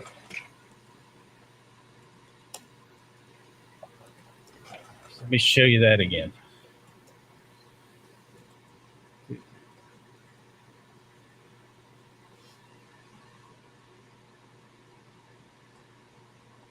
me get the other one off of there. There we go. I just indexed this board on my honeycomb and click frame and have it frame that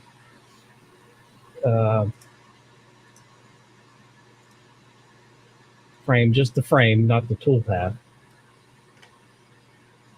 You'll see how easy that is to line up.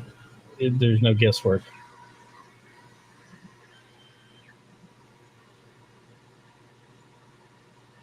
So cool.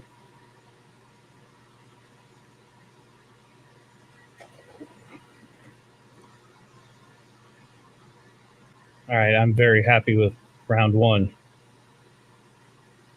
Somebody asked me, oh, what screen capture? I use an A10 Mini. It's an audio video switcher, and I have one output from my video card going into the A10 Mini, and it mirrors. Oops. And it mirrors this screen. So I just have it mirrored on whatever the display number this is. So display 2, it mirrors it on display 4. So I have 4 video outs. And that's what I use to capture it.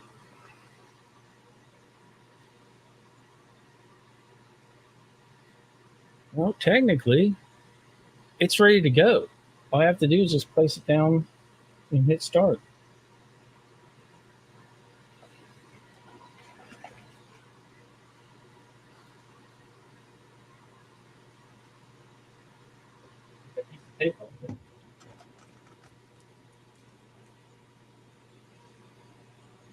We're ready for number 2.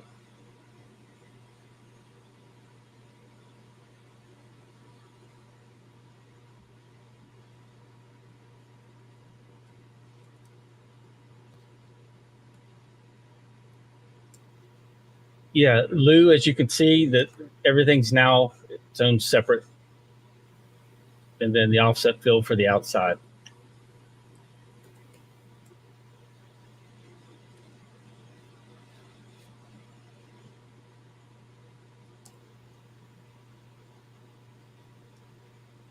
No, you can't see it. Now you can. So right now, every piece is its own separate layer, and yeah, that's dramatically cut the time.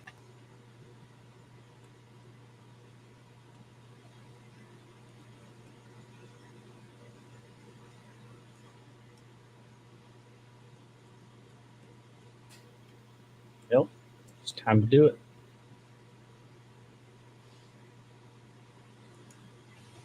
Okay, I have a song ready to go. I just need who was talking about all the luck back then? It took me a minute, but I got it.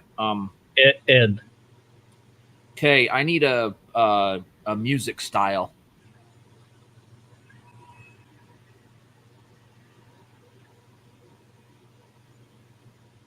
Ed, are you still watching? Here. We need a music style from you. Paging Ed.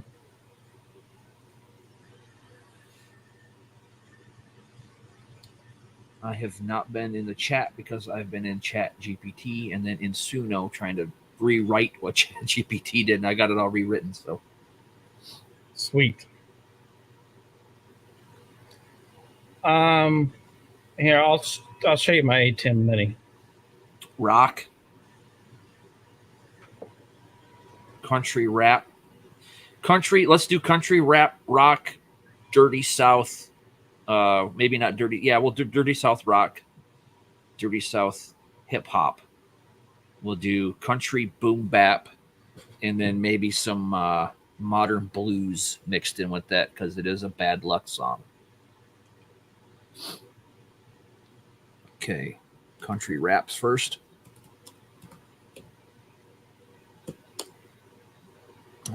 Southern rock. Let's do Southern rock.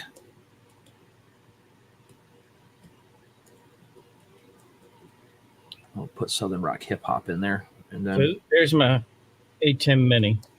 We'll do modern blues.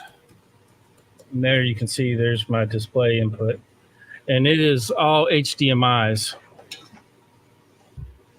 for your cameras and video source. They even spelled it wrong. What the? HDMI's, and then to increase the amount of HDMI inputs that I can use, I can switch using this switcher to 4 additional HDMI inputs. So that's actually what the phone is plugged into this cord right here. So it's that one, and then if I press the button one time, we'll go back to my other laser camera. So if I push that, I'm back to that camera, and then if I I have the 2 set up in my preview, and then I can push that, and then you're back to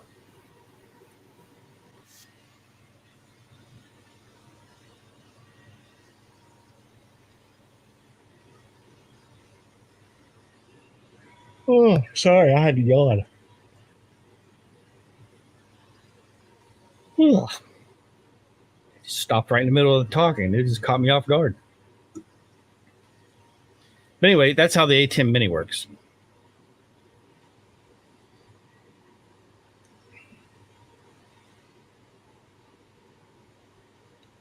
And then it has the USB out that plugs into your PC, and then your PC recognizes it as a webcam. And then that's what StreamYard is using as my webcam.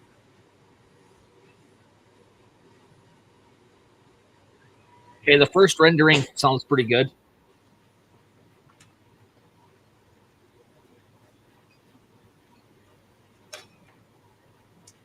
Okay. Just making sure that it doesn't mess up as it goes through its singing.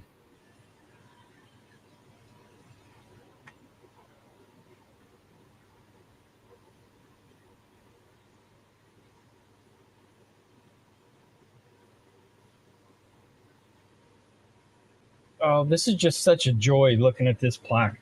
It looks so much better than past ones.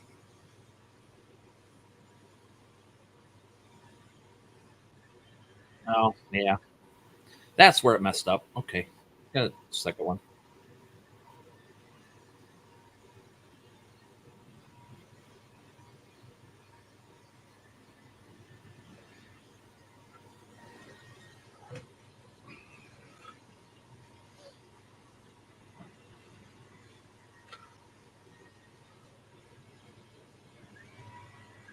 Now I've got to just give this one final sand in a couple spots around the edges for this plaque I just did. Drill the holes, then stain it, then polyurethane, then add the 3D printed mounts for the knife after I drill it out in the countersink. Put those on there, and it's finally ready. There's a lot of steps involved in getting these things ready.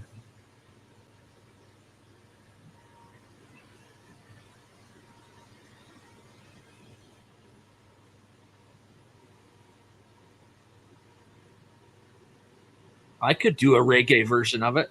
Give me a second.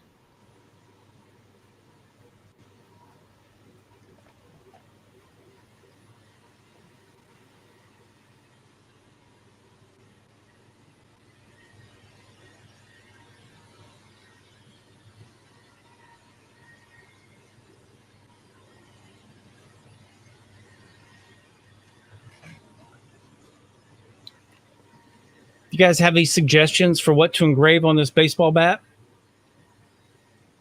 I'm limited by lens size, so it'll be about 12 inches width, and it will go a full wrap, basically, is what I want to do.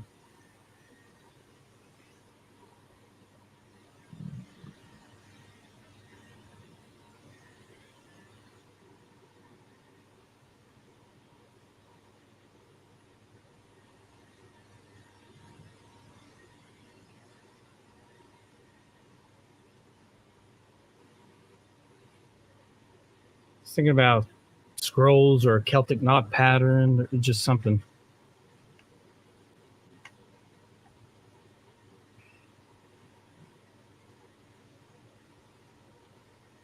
Something neat.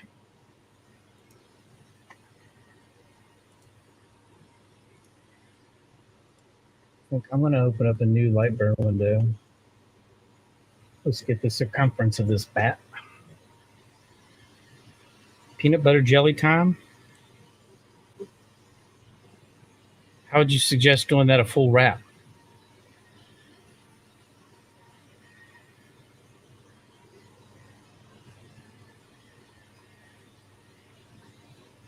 So I got Pacific reggae, southern rock, breakbeat, hip hop, modern blues. That one sounds okay, but I've got a different. I'm doing another one with Pacific reggae, hip hop, modern blues. We'll see what that one sounds like. It's doing too much of the blues and rock. Add DJ scratching in there too,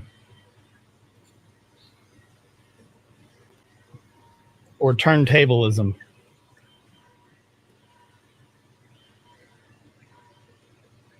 Okay, I just added DJ scratch on another one that's rendering. Sweet.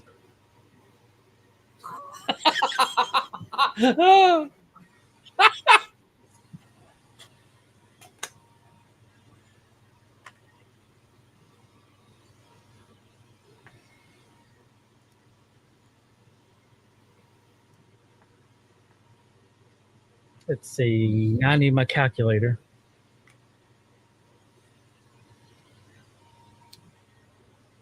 I need to do 55.5 times 3.14159. 174.36.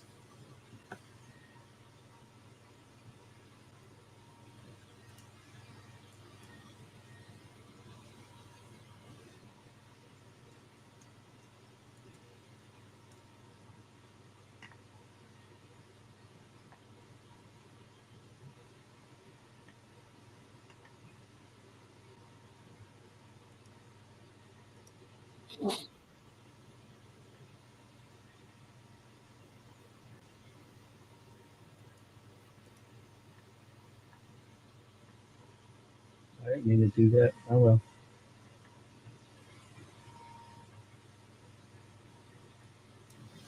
The width. What are we going to do for the width? Let's go 300.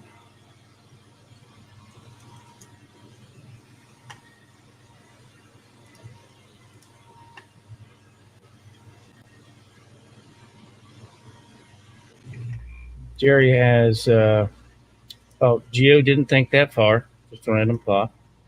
Hit a home run with LaserMatic machines. Celtic pattern. Okay.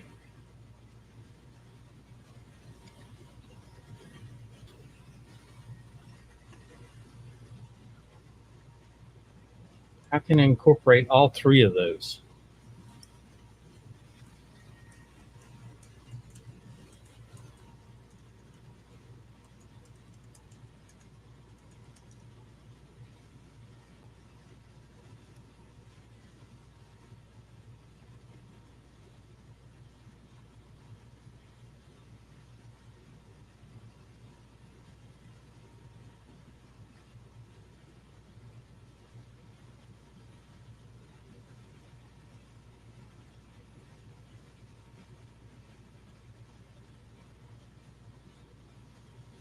It's peanut butter jelly time over top of a Celtic would be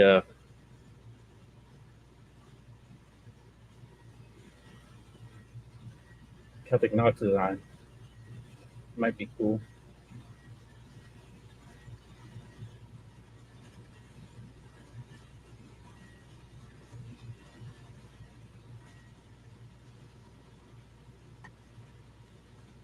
Wait, what if I use AI to make a banana holding a baseball bat and engrave the banana holding the baseball bat on the baseball bat? Oh, now you're talking.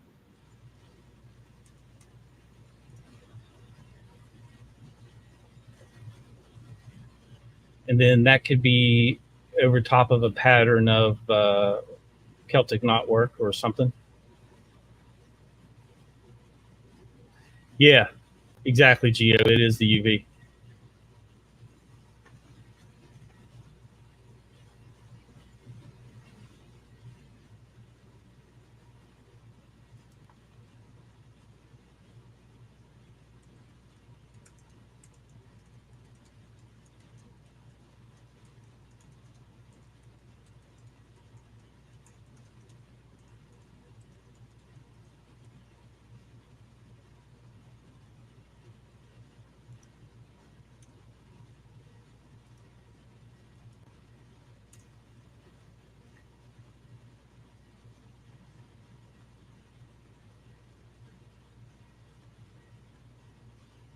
Geo, I was thinking that as well.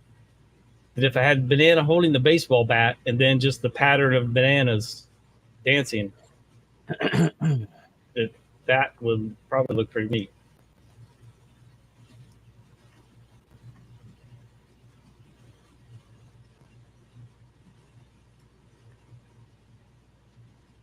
Home Depot sells a large CO2 dirt cheap. No, I did not know that.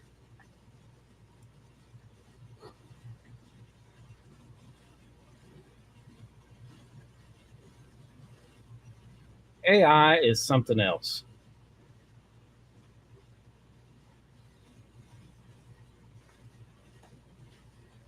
Here's what we got so far.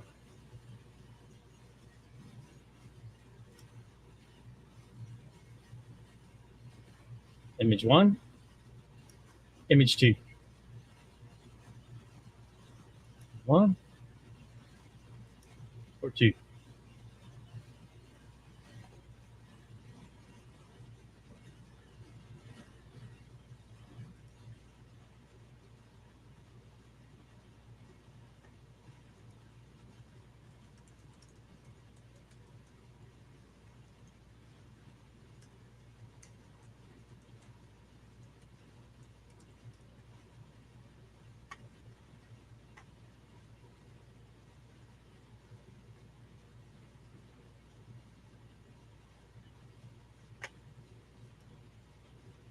Jack, what AI are you using to make your videos?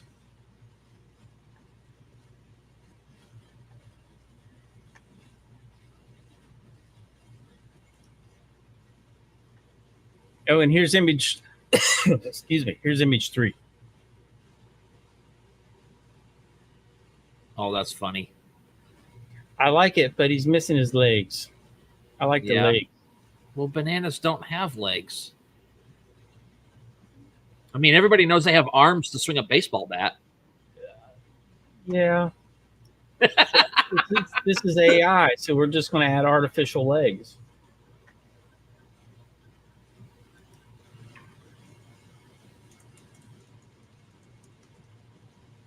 In video, I've tried in video.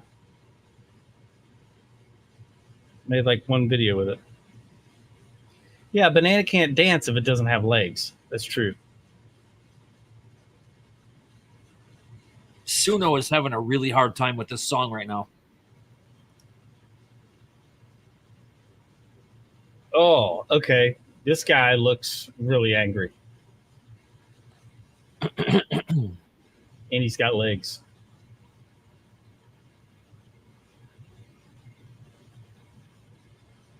Might have a winner there.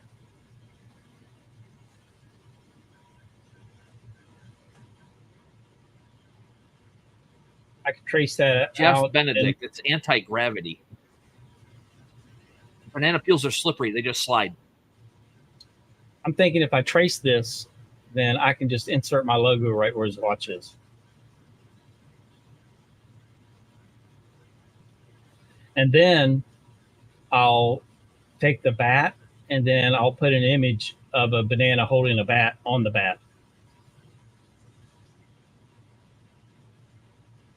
Go for some Inception level engraving.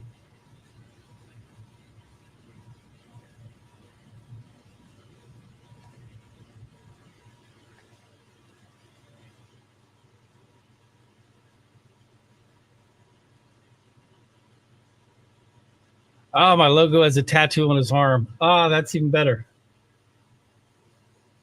Keo's got the good ideas.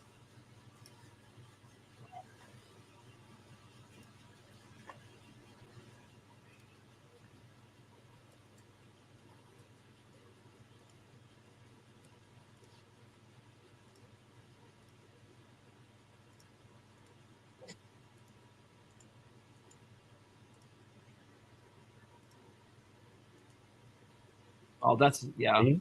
I saw that.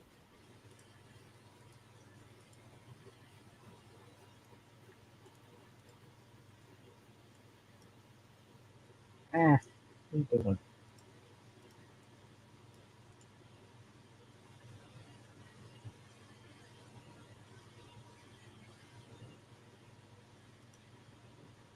What did you see, Jeremy?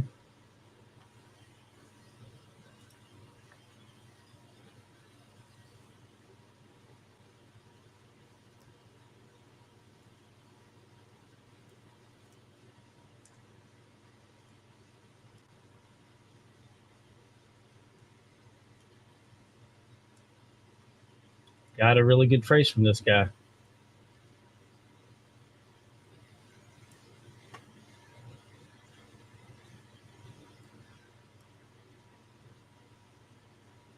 There he is.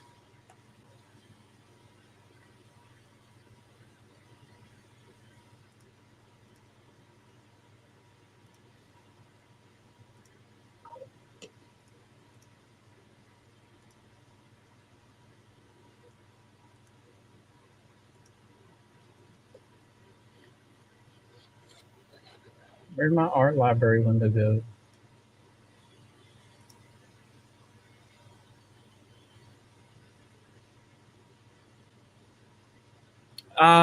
Probably around 600 millimeters per minute. I'm answering the Duke of Tank. And thanks for stopping by. But yeah, about 600 millimeters a minute.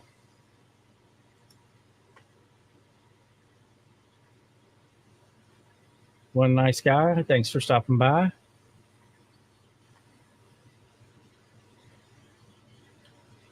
And for those of you just joining in, to show you what I'm running, I'll show you the first one was complete. Best looking plaque that I've done, in my opinion. It definitely has beat out my CO2 laser. But this was just done on the LaserMatic 30 watt, and I'm running plaque number 2. So this is poplar that I've cut and then routed to make this plaque.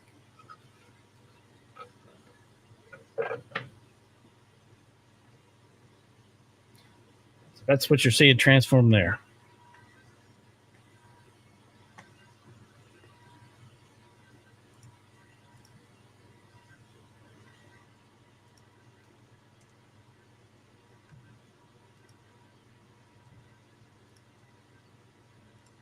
Now I'm just working on making a banana.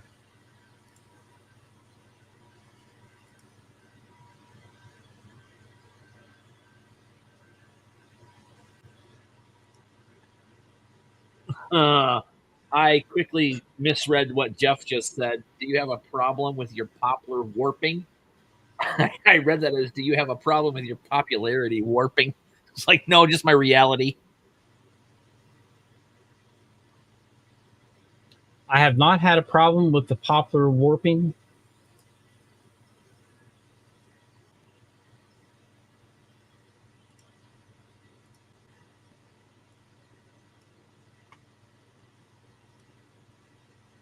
Sorry, I was trying to import my logo here.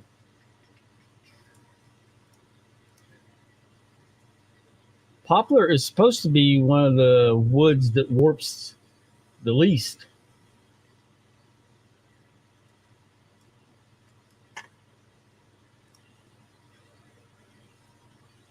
So when I built my 12-foot wide projector screen they use for the theater room, I built it out of poplar.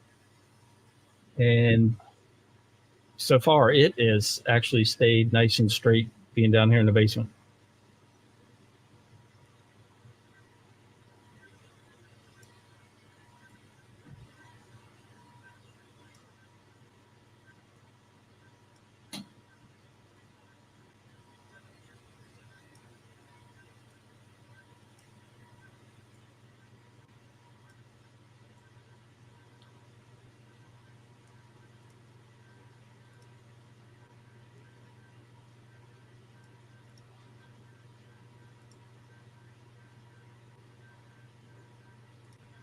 Make that blue. All right, I've got the logo as a tattoo.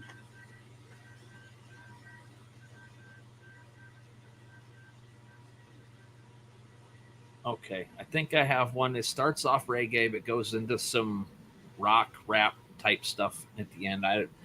It's the best I can do. It just keeps wanting to do a bunch of gibberish, and it threw some nasty stuff in the end of a couple of them. So let me get this in here where I can upload it. See if you want to play it or not. It's up to you.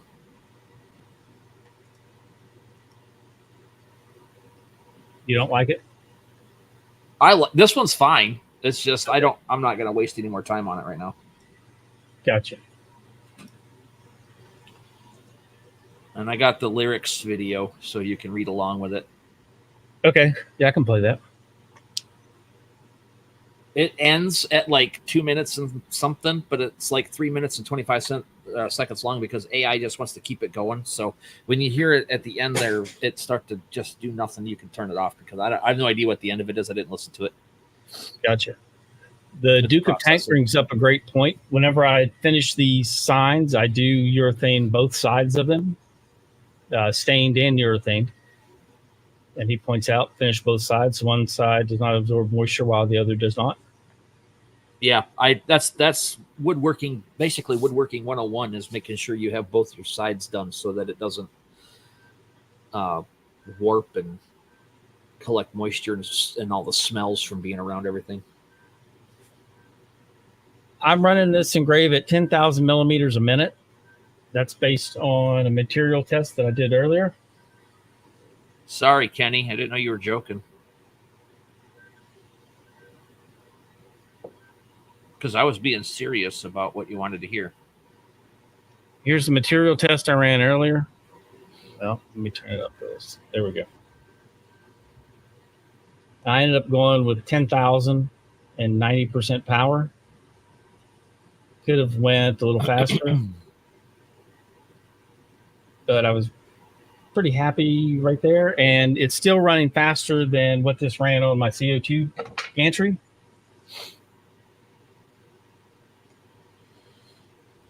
It would take about almost an hour on the CO2 gantry, and I've got it down to 48 minutes on this, so it's not bad at all.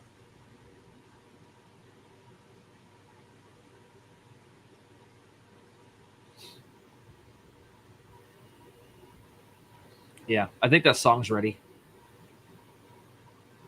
Okay. It's called The Luckiest Heroes. Now, I worked on all my grouping. Each is running individually. So there's no lack of there's no white space scanning to speak of.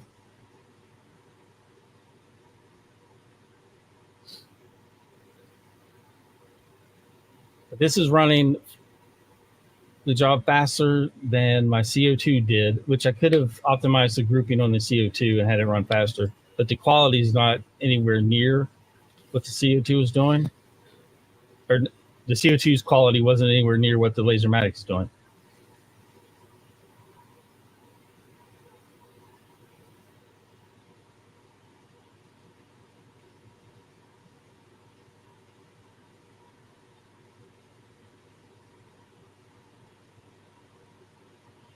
It's Suno, Duke of Tank. It's Suno.com. You have the option to do an MP3, a WAV format, or a video. Basically, the video is just like the picture icon that it puts on for the song, and then it does the lyric video up as it goes. There's nothing really fancy about it. You don't even get to choose the picture it gives you. Did you send me the link? Yeah, it's in the brand. Oh, okay. I put it in here. Yeah. Oh, you uploaded it. Yeah, I figured it would be easier to play. Definitely. This one is what did I end up putting on here? The only one that actually literally sung the words the way it was is Pacific Reggae, Hip Hop, Dirty South Boom Bap. It starts out reggae and it goes into some other stuff, but it's decent for doing a quick Chat GPT song and then changing up some of the lyrics just so it flowed a little nicer. I didn't change much. I just kind of rearranged some of the wording. All right, mark this time. 2 hours, 23 minutes into the stream is when we're going to play the song for Ed. So we can let him know. All right. Oh, oh, oh, oh. woke up with a smile and thought it's gonna be my day, but my kids ate all the banana bread. Car broke down at the corner, lost my wallet in the drain. There's a pot of gold out here, but it's hiding in the rain. I bought a lottery ticket, felt lucky, yes I did. Turns out the guy behind me won 8 life rigged. Doom and despair, oh life's just unfair.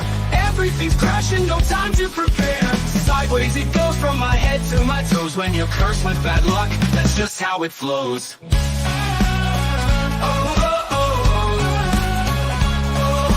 Tried to cross the street, but a chicken beat me to it. Gotta get to work, the boss hates me and so he helped me quit. Found a penny on the ground, thought my luck was turning sweet, but then a gust of wind blew me right off my feet. Broke a mirror, knocked on wood, threw some salt around like they told me I should. Doom and despair, oh life's just unfair. Everything's crashing, no time to prepare. Sideways it goes from my head to my toes. When you're cursed with bad luck, that's just how it flows. Broke a mirror, knocked on wood, threw some salt around like they told me I should. Doom and despair, oh life's just unfair.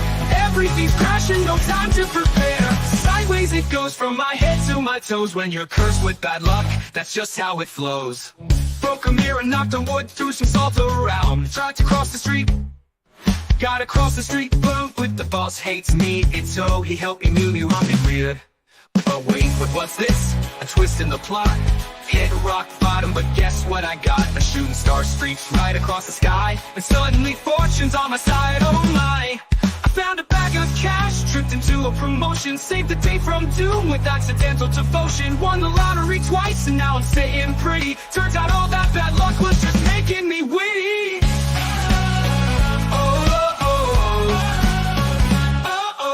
No more despair, I'm flying through the air. Luck's on my side and I'm a millionaire. Sideways it went, but it's all heaven sent. When life takes a turn, it's the best it's ever been. So here's the deal, when life's feeling stuck, sometimes it's just the setup for the best darn luck.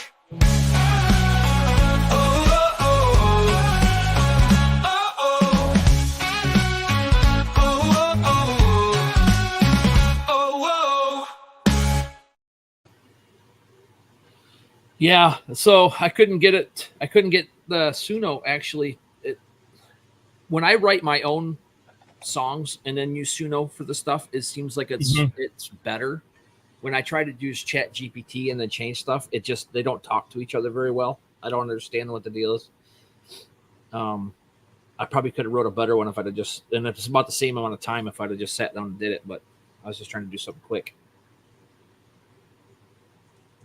I'm trying to find my latest Suno song. Let's see. Which is the best one? No, I don't copy everything to AI. It was just something, I'm bored. I was waiting for my laser to quit burning. Something to pass the time. Yeah. Because why not? Everybody knows AI is going to kill us, so I'm going to use it for fun stuff until it does. I don't blame you.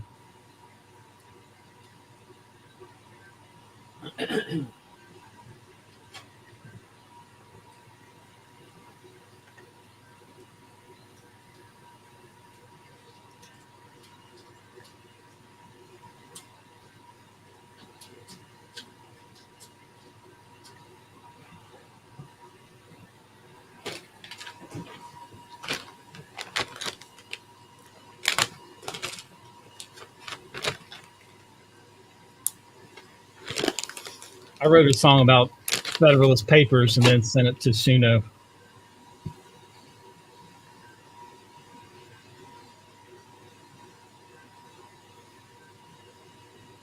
Yeah,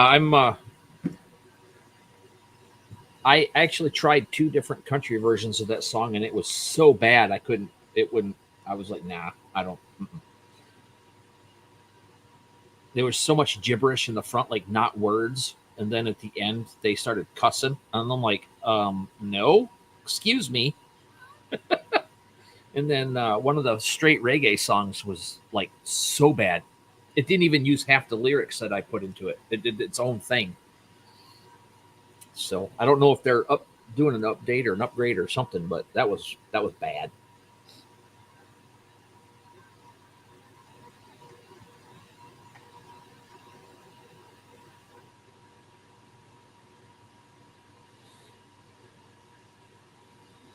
Yeah, I don't ask AI for information on anything. I just use it to goof around with this stuff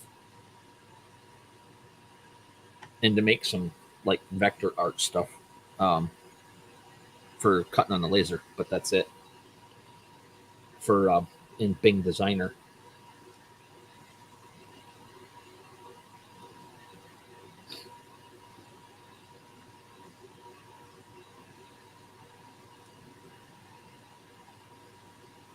Yeah, I checked out Udio.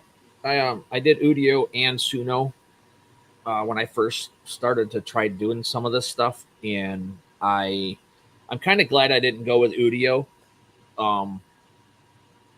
There's both of them have their flaws, and both of them have their really good parts where it's really good. But Udio is in more trouble now for copying artists than Suno is. Because in Udio, you can actually make this sound like Bon Jovi or make this sound like Tim Conway or whatever, and it'll do it to the point where you could get in trouble for it. So, and I don't do that in my descriptions anyways, because I don't want it to. And I've played my songs in Google search and to make sure it didn't sound like anything else, because there's you can hold your microphone up and listen to your own stuff, and none of my stuff. There's nothing like it out there, so that's good, at least right now.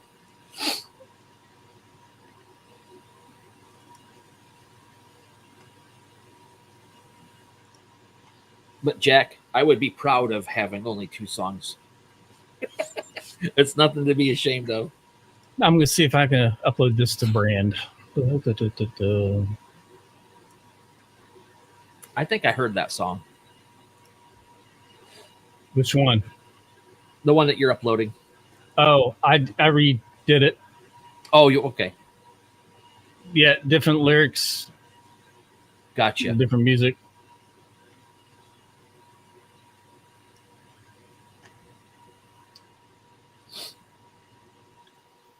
Now, my songs usually come out of my head and get put on my phone at 1 o'clock in the morning when I'm laying in bed. So, hey, there's I found a GPT that if you put in an artist's name and a song, that it will spit out a prompt to get you close to that music style to use in Suno.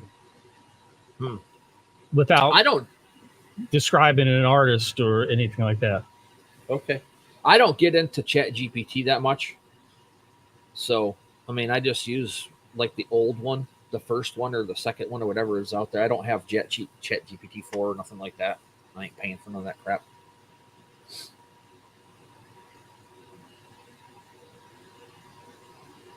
Heart to Heart by, hey, everybody. We got to check out this song. Cool.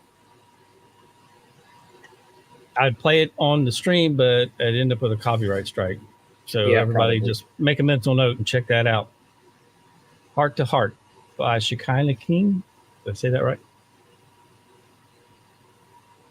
Shekinah King, yeah. So the funny thing is, my dad has been on the Grand Ole Opry stage, and he has songs that hit number 2 over in Germany, but and like number 15 here on like the gospel stuff. And I can't play an instrument or read music, so I think it's hilarious. It didn't flow down to me. Duke says no copyright strike. He's half owner of the copyright, so you're good. Oh, okay.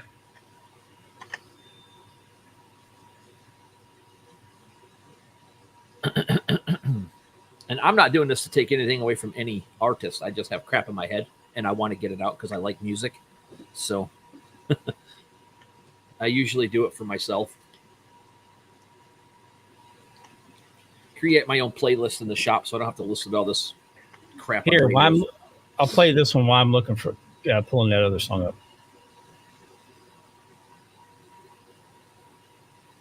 Yeah, if you guys don't like it, just leave a comment and shut it off.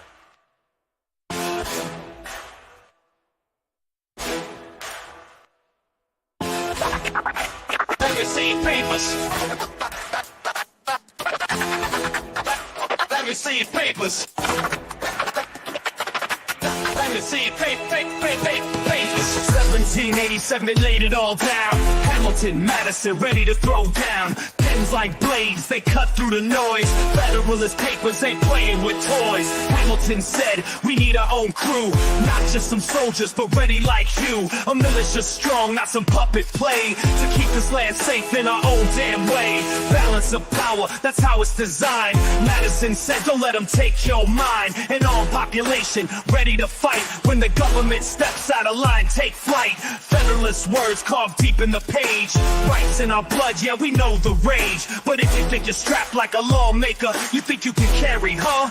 Let me see your papers. Let me see your papers.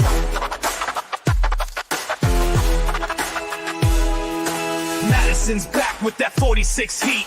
Telling you straight, no lies, no deceit. State militias, soldiers of the street, ready to roll when the lines get beat. If the feds push too hard, make no mistake, we've got the firepower, high stakes. Defend your freedom, guard your land. Better come correct or you'll get the hand. Hamilton warned, keep your eye on the game. Stay armed, stay sharp, never be tamed. Don't let them take what you know is yours. Protect what you got, settle the scores. Federalist words carved deep in the page.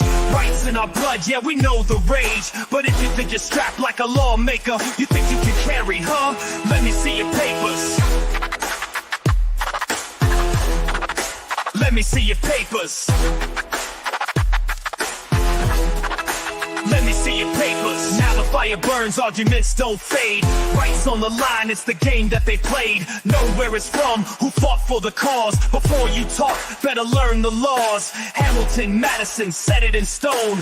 Checks on the power, don't face it alone. Read every line, know the drill. Before you pack heat, know who's got the will. Federalist words carved deep in the page. Rights in our blood, yeah, we know the rage. But if you think you're strapped like a lawmaker, you think you can carry, huh? Let me see your papers. Let me see your papers. Let me see your papers.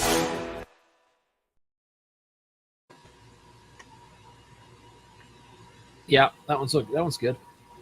Nice guy's got a question. Is this plaque for a Navy captain? I can't make it out if it says corporal or captain.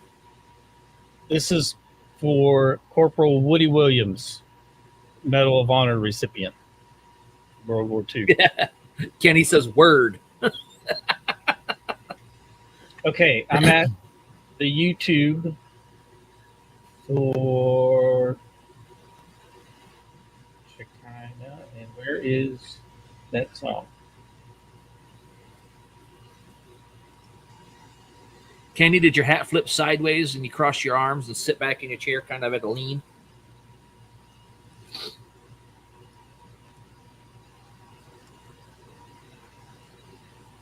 Sunglasses dipped low on your nose? Or is that too much Fresh Prince in the Bel Air or whatever? I don't know. It's the only little show I watched when I was a kid. All right, I think I've got it. Maybe.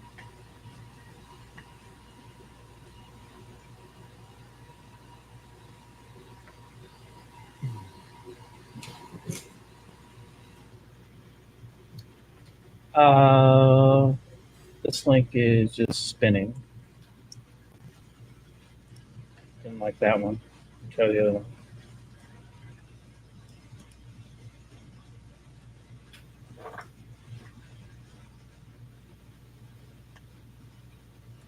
I don't have a code.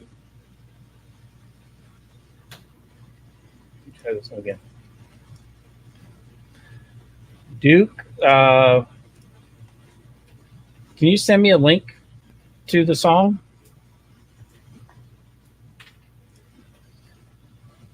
Send it here.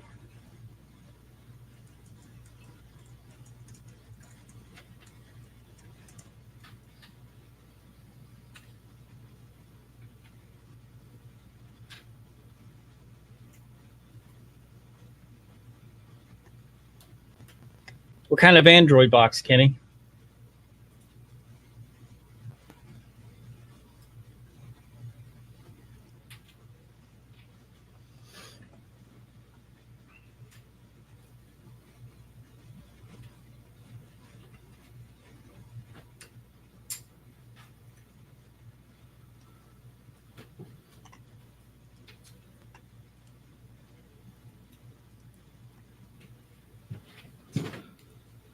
All right, now let me get back to this banana.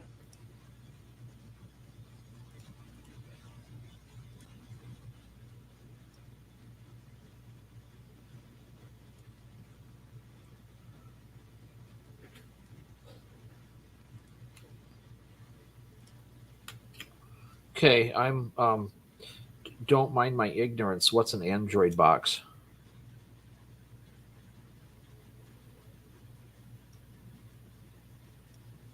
I'm not into electronics and all this computer stuff. I want to work. I want to make stuff, and I don't really get into all this other than what I actually need to use to do what I do.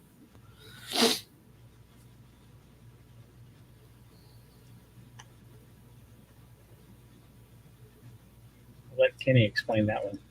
Yeah, I have no idea what an Android box is. Never heard of it before.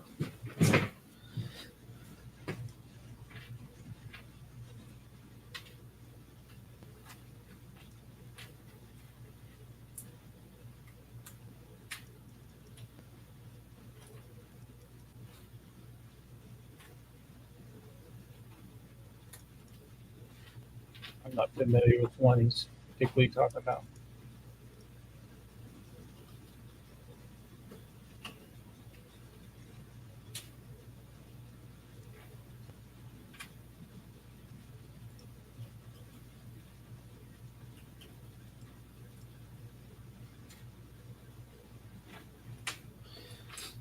He said Shield,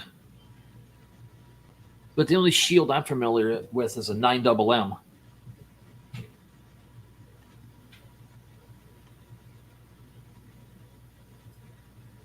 From S&W.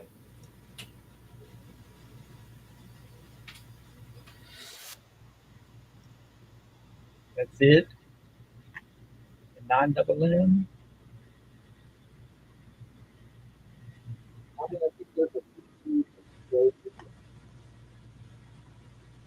All right, he sent it. Let me pull it up here.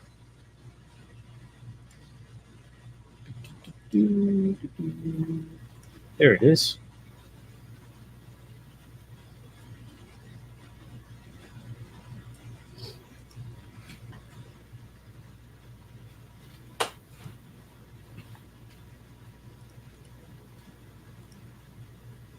Let me get my account with the premium. I'll thank Duke of Tank for you. He just sent you $5. So thank you, Duke. Well, thank you. I appreciate that. I just happened to look over at the screen. I saw the green tag at the bottom. Did not have to do that. Well, we just hanging out, having fun, man. We're not doing anything important. Yeah, I'm going to play the song just because, not Heck yeah. for money. But I do appreciate it. Thank you very much. Now, let me go to my volume mixer.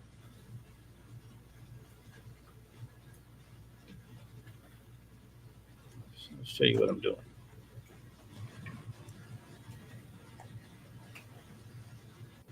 All right. So back to the ATEM Mini. What I need to do is tell Google Chrome to output to my Blackmagic Design HDMI. And then I'm going to start playing this. And Jeremy, let me know if you can hear it, because I won't be able to hear it, but I should be able to see the sound meter moving on the ATEM.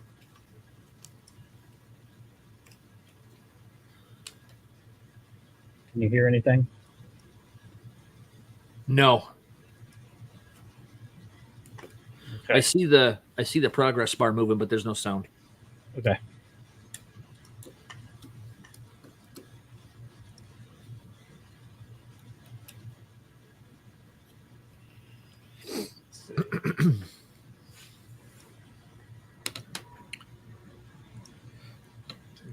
do is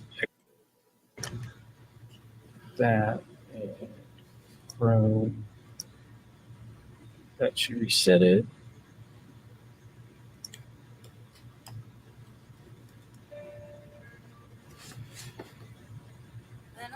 Now can you hear anything? Yeah. I don't. Too loud? Or is it good? I only heard two words. I only heard 2 words. Can't tell.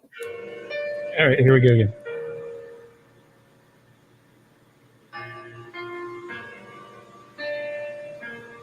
Seems like a good volume so far. Been a long time coming. That's loud. Things that are important and necessary for your growth. It's getting kind of heavy, and I don't know where to start. Unloading my emotions to have this heart to heart. I don't want to tell you that you're wrong. I don't want to lose myself again. Even though we're broken and bruised, this time we can't lose. 'Cause I don't want to live without you. No, I don't want to live without you. Just tell me that you love me. Times when you don't. Lay aside my issues, even if you won't.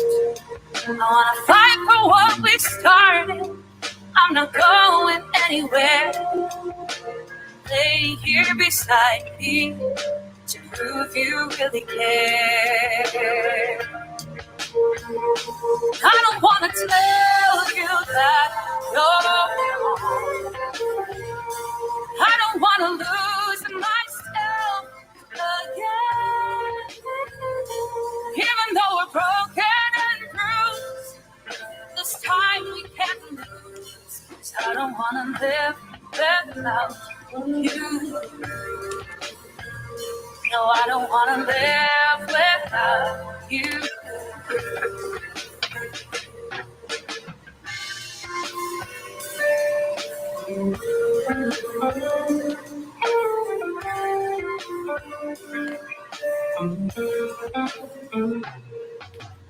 Bury that hatchet, let my walls fall down. Leave that white flag, that means you'll stick around. I'll bury that hatchet, let my walls fall down. I'll wave that white flag, if it means you'll stick around. And I don't want to tell you that you're wrong. I don't want to lose myself again. Even though we're broken and bruised, this time we can't lose. 'Cause I don't want to live without you. Yes, it is a provision piece. I'll explain that in just a moment. I don't want to live without you.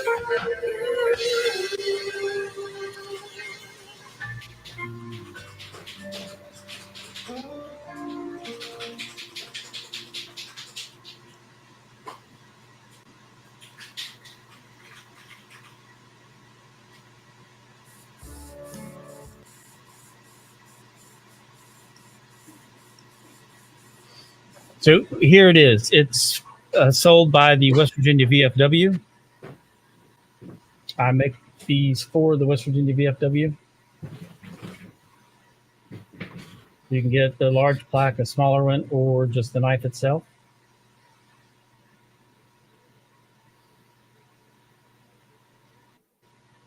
These are the first engravings, the first batch that I ever did and got pictures of.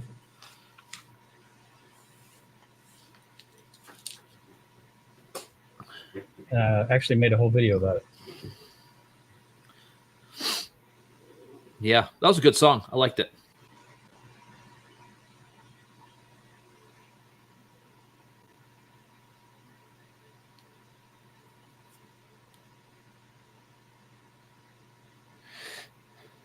This is a 5-minute video.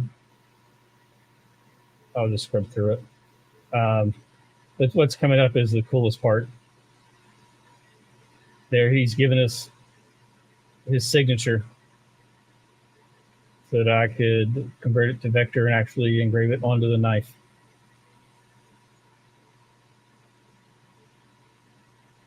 We got this a few months before he passed away. Wow. And he gave me some coins.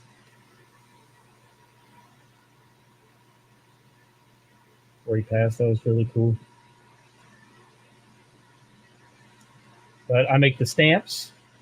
Each knife comes with a certificate, so I 3D printed handles and made the stamps.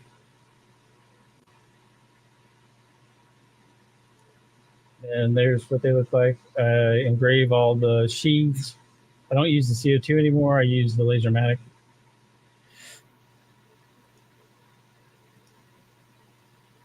There. I have a different saw now. But I cut them and route them myself. And there is the engraving on the CO2.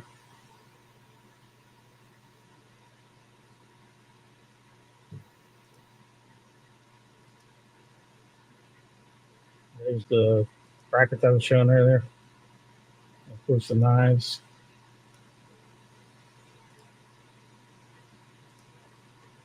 There, yep. That covers it. Very nice. Very nice. Well, it's 2:20. I got to get out of here. I got to go do a couple of things outside the shop. So, yep, I'm done with those 2 plaques. I need to well, get you back on screen.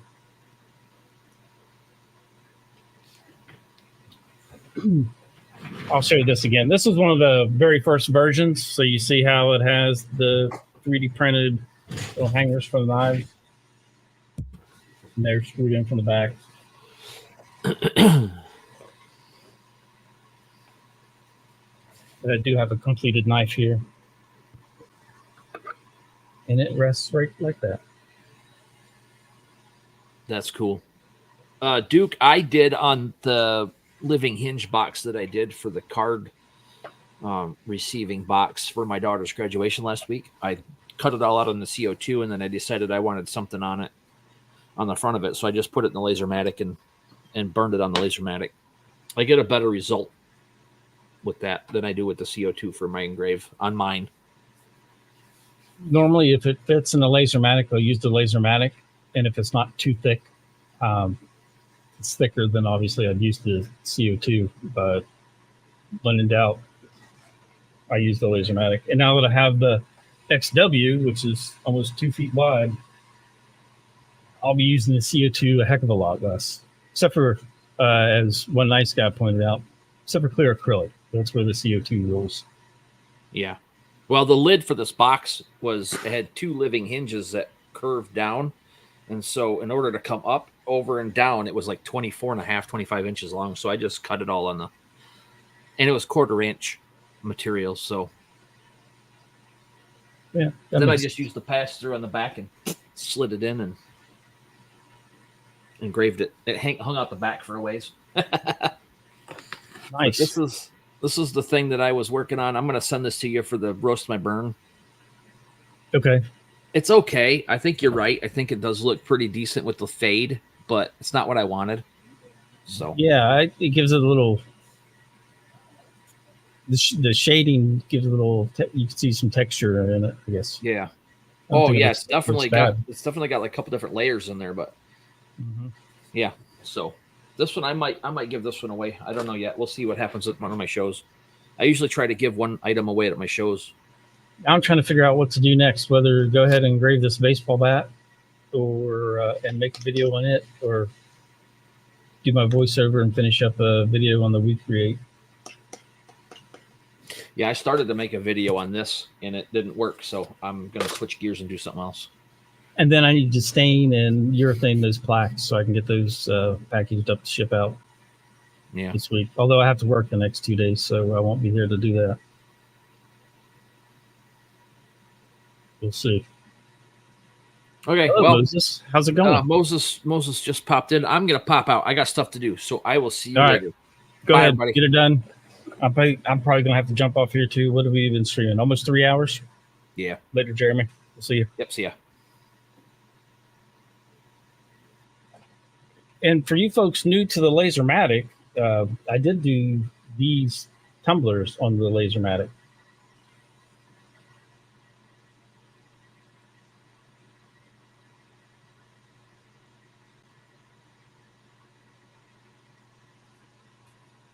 So there's a video on my channel that came out. Was it last week before? Show you exactly how I did those. Files free with settings.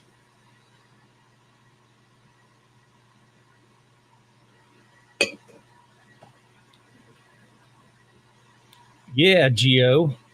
Keep cleaning your garage laser space. I mean, technically, I could leave the stream up and running and go ahead and attempt to engrave this baseball bat. I just need to video it.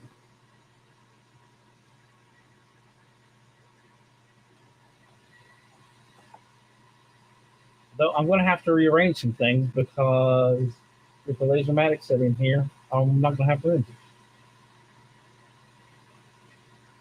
Let me show you.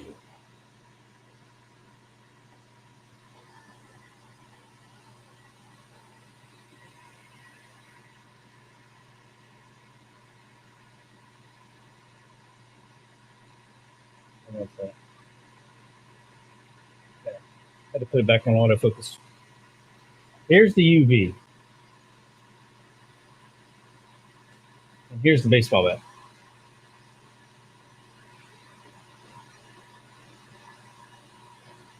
So I need to put that there.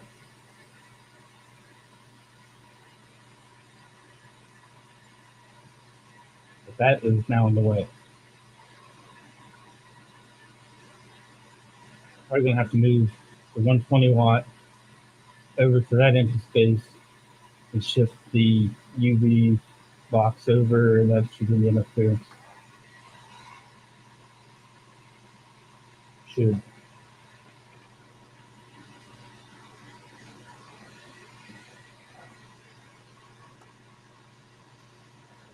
I think that'll be a fun project.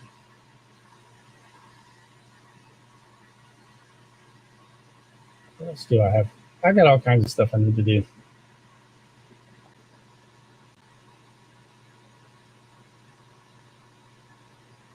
Have you guys ever made your own stamps?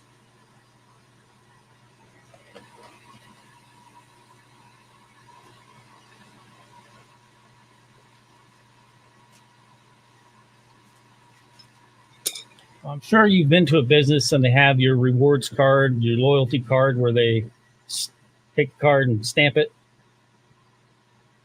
with some sort of design, graphic, whatever. And, you know, on your 10th, you say on your 10th visit, the next one's free. Yeah, I would imagine they get pretty irritated if you made your own stamps.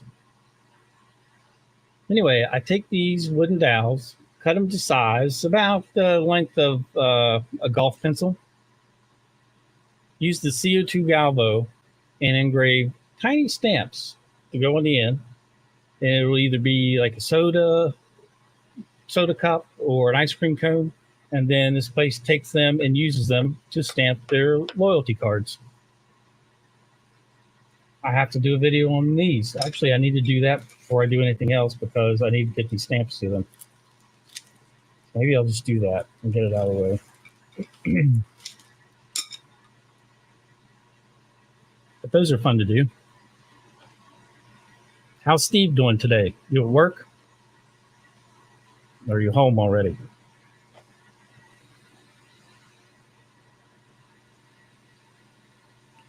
With that, I need to do baseball bat.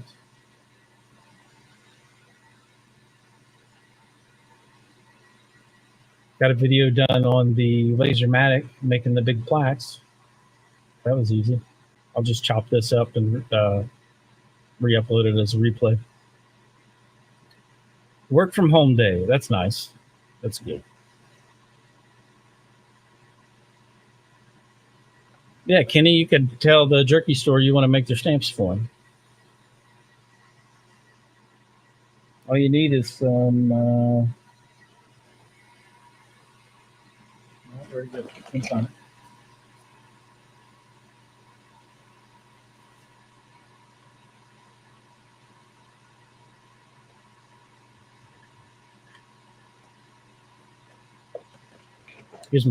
Here's a piece. So this is the engravable rubber that I made the little stamps out of before, and also what I made the stamps for that certificate for the plaque. Same thing. And I need to make myself a stamp as well because my FFL number changed. So I have to make a new stamp with my new FFL number. And when I first got the FFL, I had no way to make a stamp of my own. So of course I ordered it. Now I'll just peel the stamp off the self-inking stamp and make my own to fit.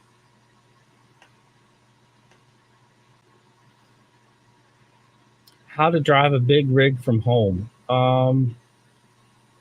Get you an FPV headset like they use for drones and just drive that thing.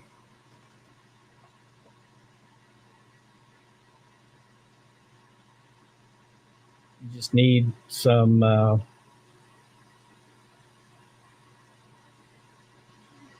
don't know, some motors, maybe some robotic arms to do all the controls and gear shifting. It seems like a simple plan, I would think. Give it a shot.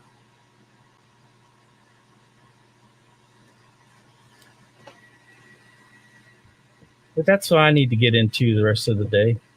I don't think there's anything else. I got to get a laser boxed up. I got to I'm sending one out to Geo. He's making room for it. I need to box up the LaserMatic for the giveaway. And if you haven't entered, let me post a link before we go.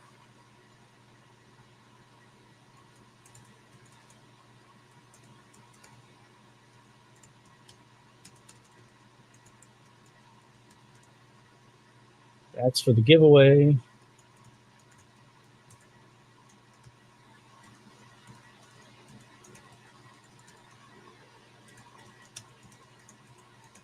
And that's to buy a LaserMatic. Oh, that's handy. One less thing to rig up. They ship themselves. I don't have the video handy. Wait, maybe I can find one.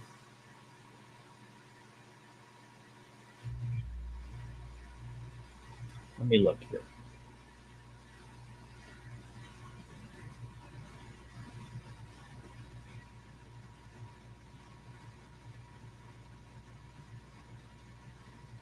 Might have got archived. That did. Anyway, I got a video. I'm just holding my phone like this, videoing the dash of the front console of the truck and the highway, and just so weird. The truck's just driving itself down the highway with no input from me until it beeps and tells you to get your hands back on the steering wheel. If it doesn't know the road, or it has cameras that watch your eyes. And if you're not watching the road, it'll beep at you and tell you to keep your eyes on the road. So you can't like eat a sandwich or browse your phone. It knows what you're doing.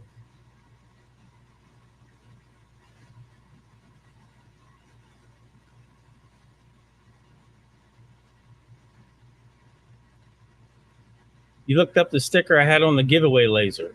Yes, that is terrible. Will likely in October. Hard to get my FFL at all. Got it 3 years ago, and then I ended up having to have the ATF come and do another interview because I sent in my renewal like 2 days late.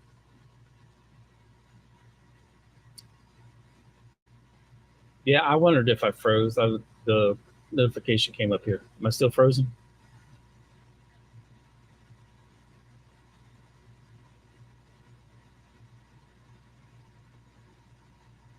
I'll assume I'm not frozen. So they had to come and do another interview.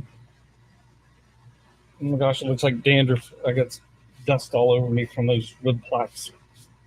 Looks terrible. I don't have dandruff. It's just sawdust.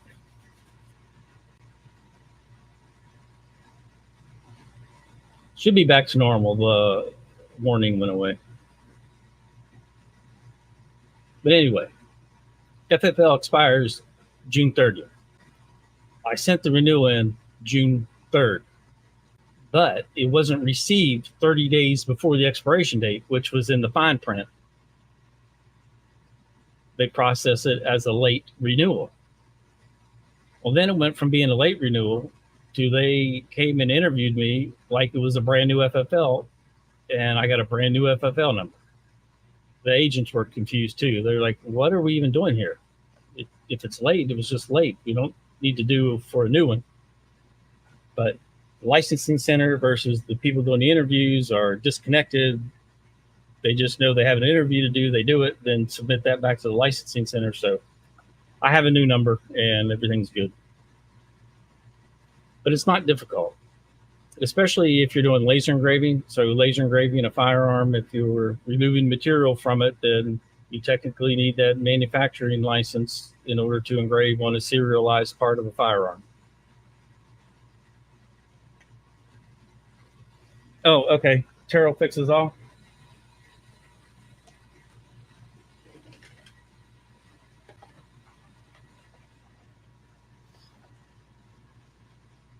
If you're familiar, let me pull their channel up.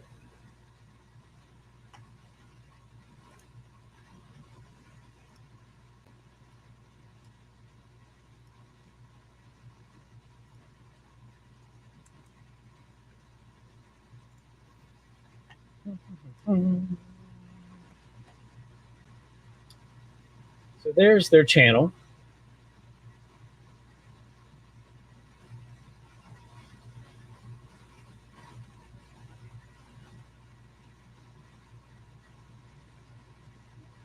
Let's see. So they have lots of videos and good amount of subscribers.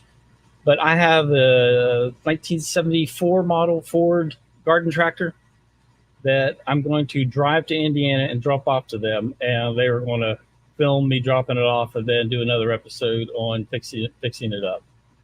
But I'm donating it to their channel. Actually, let's see.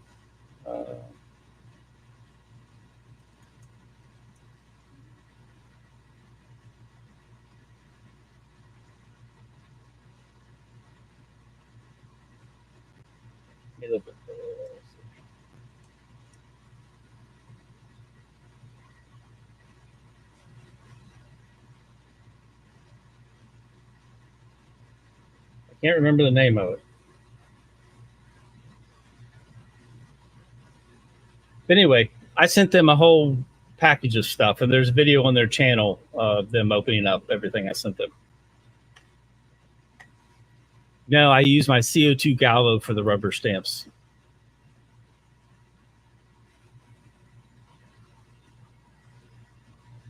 If you're working on a serialized part of a firearm, you do need an FFL to do the engraving. Unfortunately, that's what the ATF says. A serialized part. It's not serialized, so you have your Glock and you have to take the slide to someone. Well, it's not serialized, so they don't have to be an FFL. But the receiver is, so if you're going to do any stippling on it, then you would need it. Just like an AR lower, you would need FFL. AR upper, you do not. I don't make the rules. Otherwise, there probably wouldn't be any rules.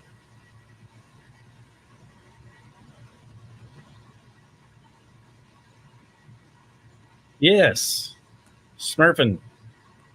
That was a pretty cool care package, I thought. I even made him a box and engraved the box. I need to find that.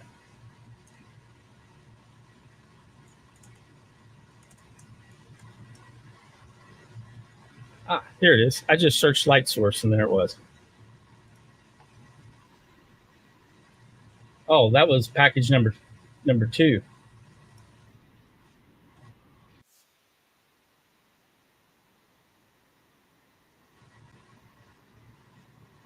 So that was the first package I sent him. Then I sent him another package, and that's what the second package was.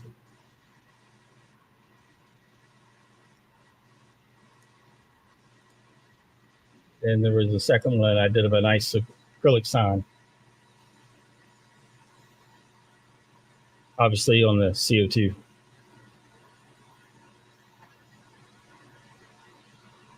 But anyway, that'll be cool to go and meet those guys. I forgot about the LED signs. Yeah, unless you own it, you can work on your own. You are correct, Kenny.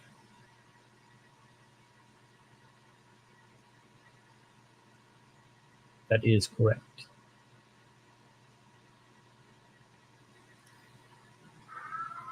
So I just about have my banana pattern here for Gio's idea. I really like that. Let's see.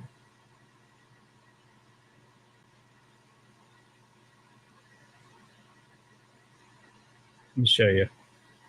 So I just did a virtual array with the peanut butter jelly time banana to make a pattern that would fit within the framework of the baseball bat.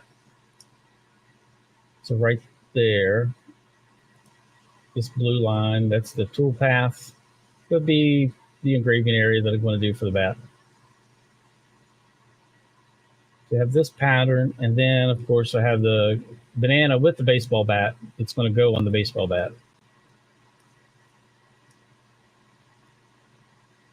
I did give him a tattoo, but he's going to go right in the middle of this mess.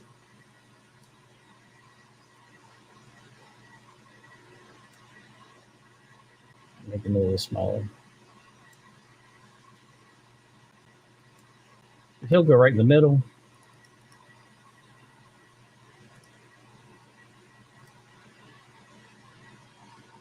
I'll do some offsets and cut some shapes and get this so it's nice and clean. And then that's what I'm going to run on the baseball bat, I think.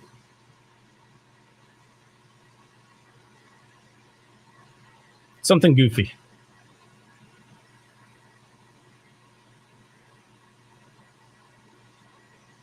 I need to add another row to my virtual array though. Edit array. Move this over. That should get it. Okay.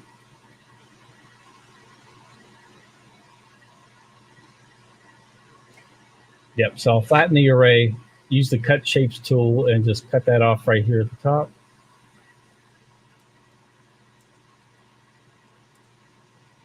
Then I'll offset the banana and use that to cut out so we don't have all the pattern inside the banana with the baseball bat.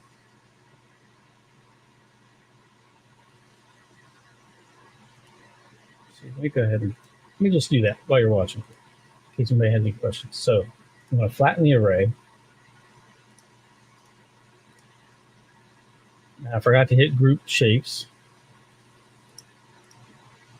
So let me just get rid of the blue guy and get rid of my tool layer.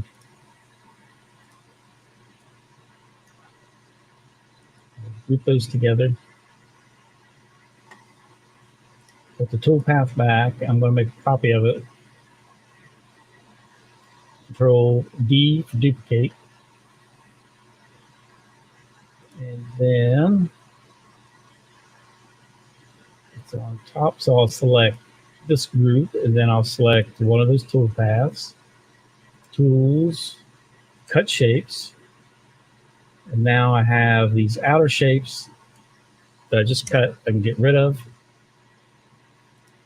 Then I still have myself a tool path to use for framing.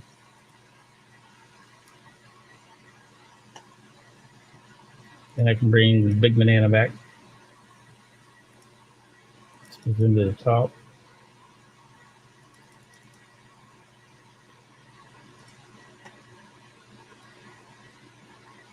It looks like he's a good size. I'm going to do an offset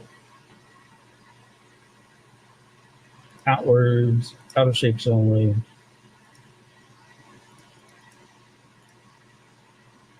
Let's do a 2. Okay. There's our offset.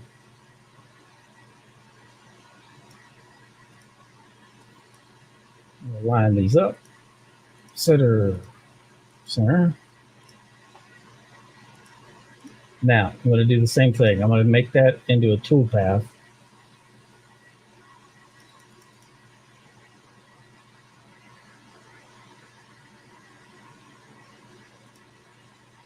I'll select that group first, select the tool path second, tools,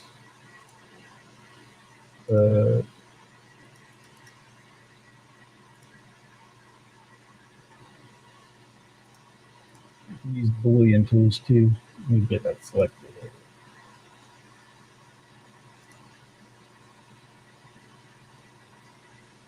Just do it that way. And I can bring Mr. Banana back. And now he looks nice and clean.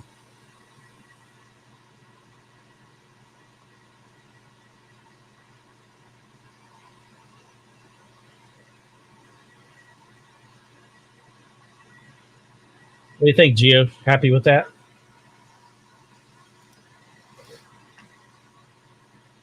He's got his tattoo.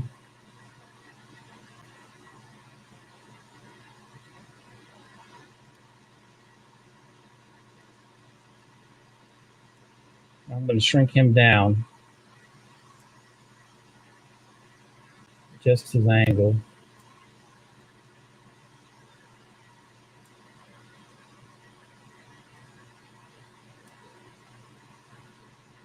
Make it a little bit bigger. I'm going to offset him. 0.5. Then I'll grab the big one first and then the outline and just use the Boolean again. And now I'm going to put him on his baseball bat.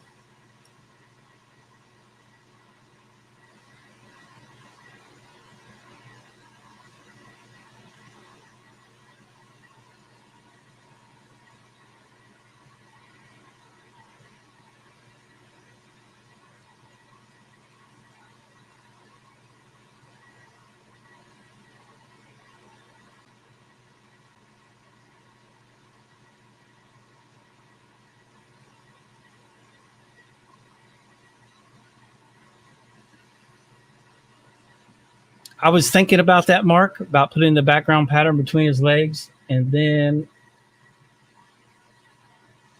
I was thinking I might put some text and have it say it's peanut butter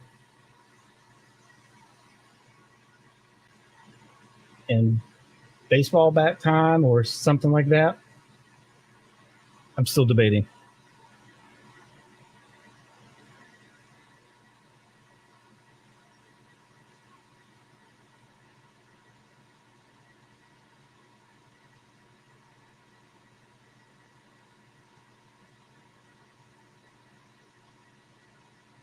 I'm not sure.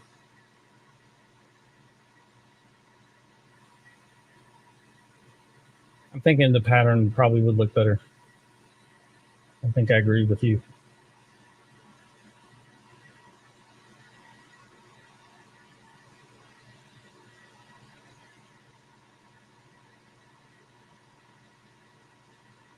Yeah, yep, it does.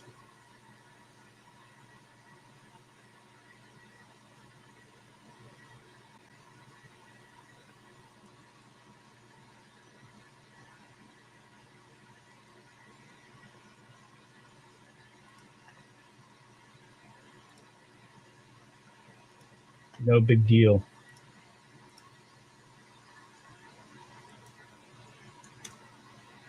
So what's nice about LightBurn, it's easy to fix. 20? No, 2.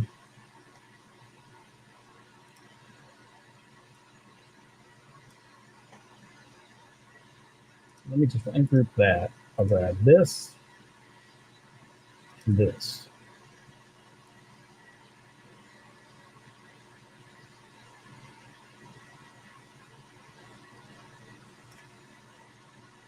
Group those.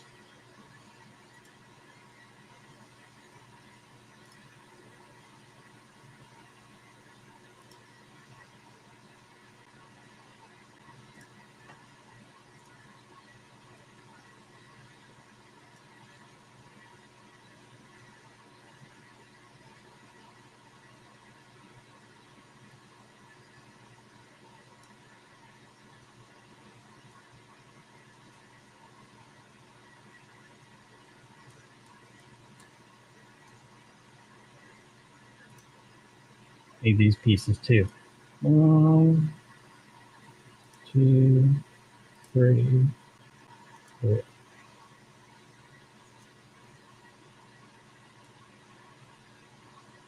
There we go.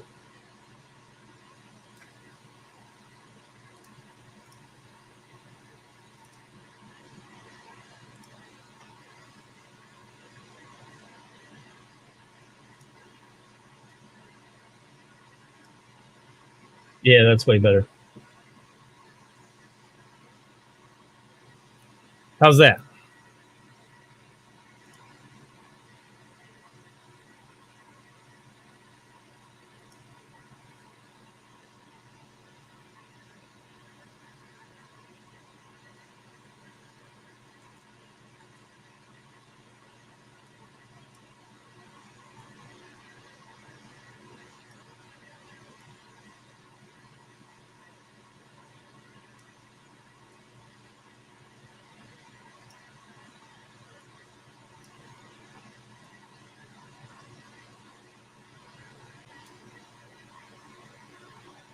I need to do the same thing. 5.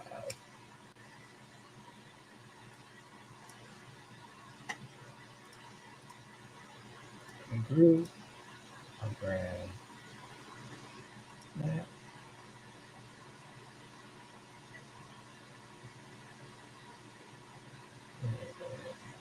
Let's grab this one. That one. Group those.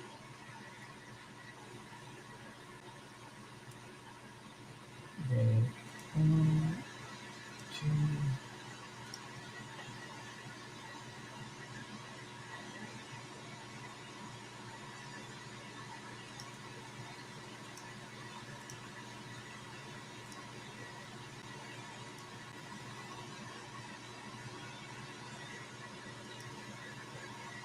Sometimes it's easier to work in line mode.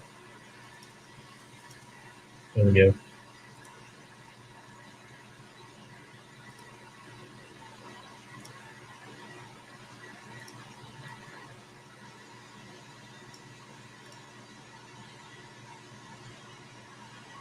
All right.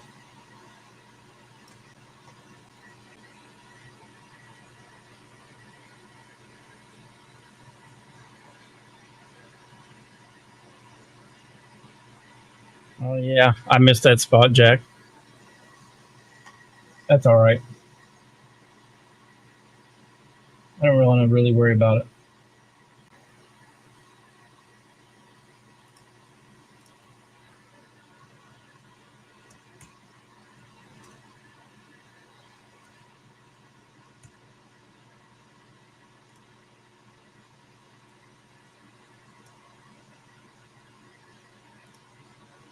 Let's see. I have a bunch of fonts.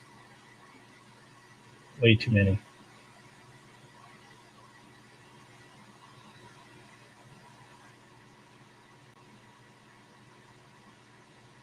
Oh, let's do this one.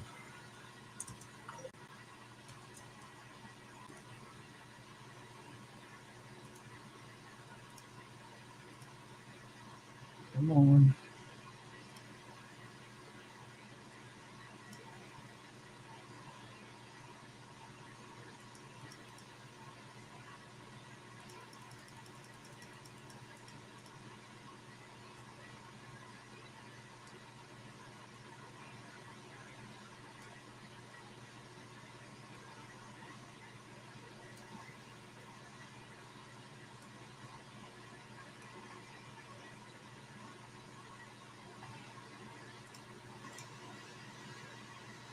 Yeah, that one looks good.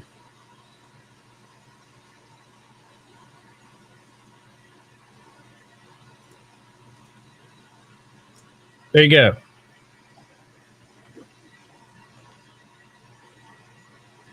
PB and J.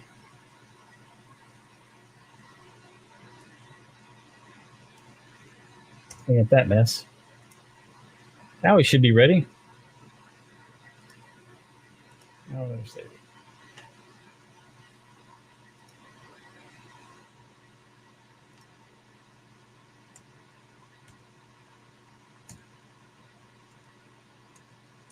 PBJ bat. That'll work.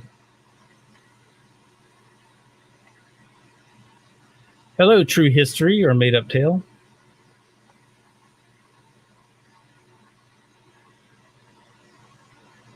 We are making up a play on peanut butter jelly time.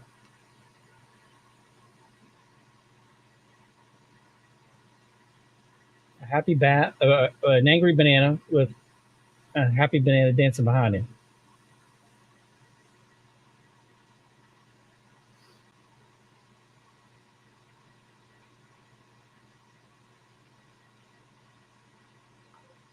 All right.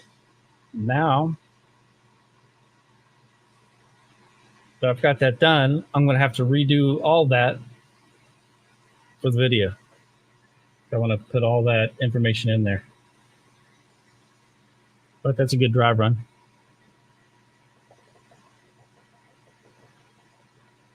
Probably when I do the video, I'll make sure I don't forget to do the space between the arm and the peel. That's 1, 2, 3, 4 pieces I need to grab plus the outside. So yeah, that'll be good.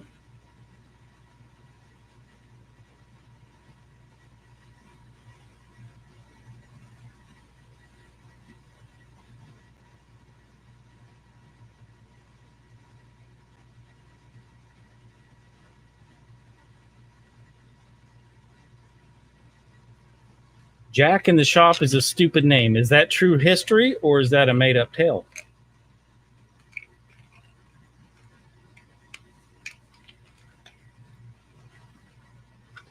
That is the question.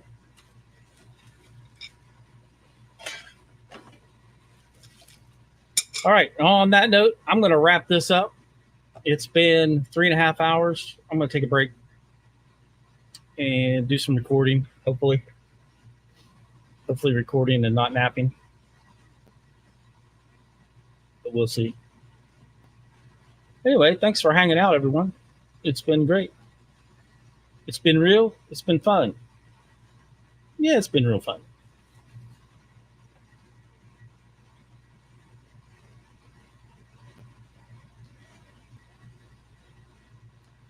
I bet True History or Made Up Tale is Jack in the Shop's AI channel. So is it true or is it AI made?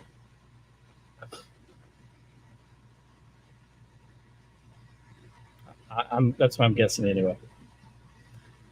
All right. I'll see you guys next time. Have a good afternoon. I don't plan on going live anymore today. I think 3.5 hours is good. But I'll try to get a video up and a replay of this live stream that's trimmed and cut. And that's it for today. See you guys in the next one.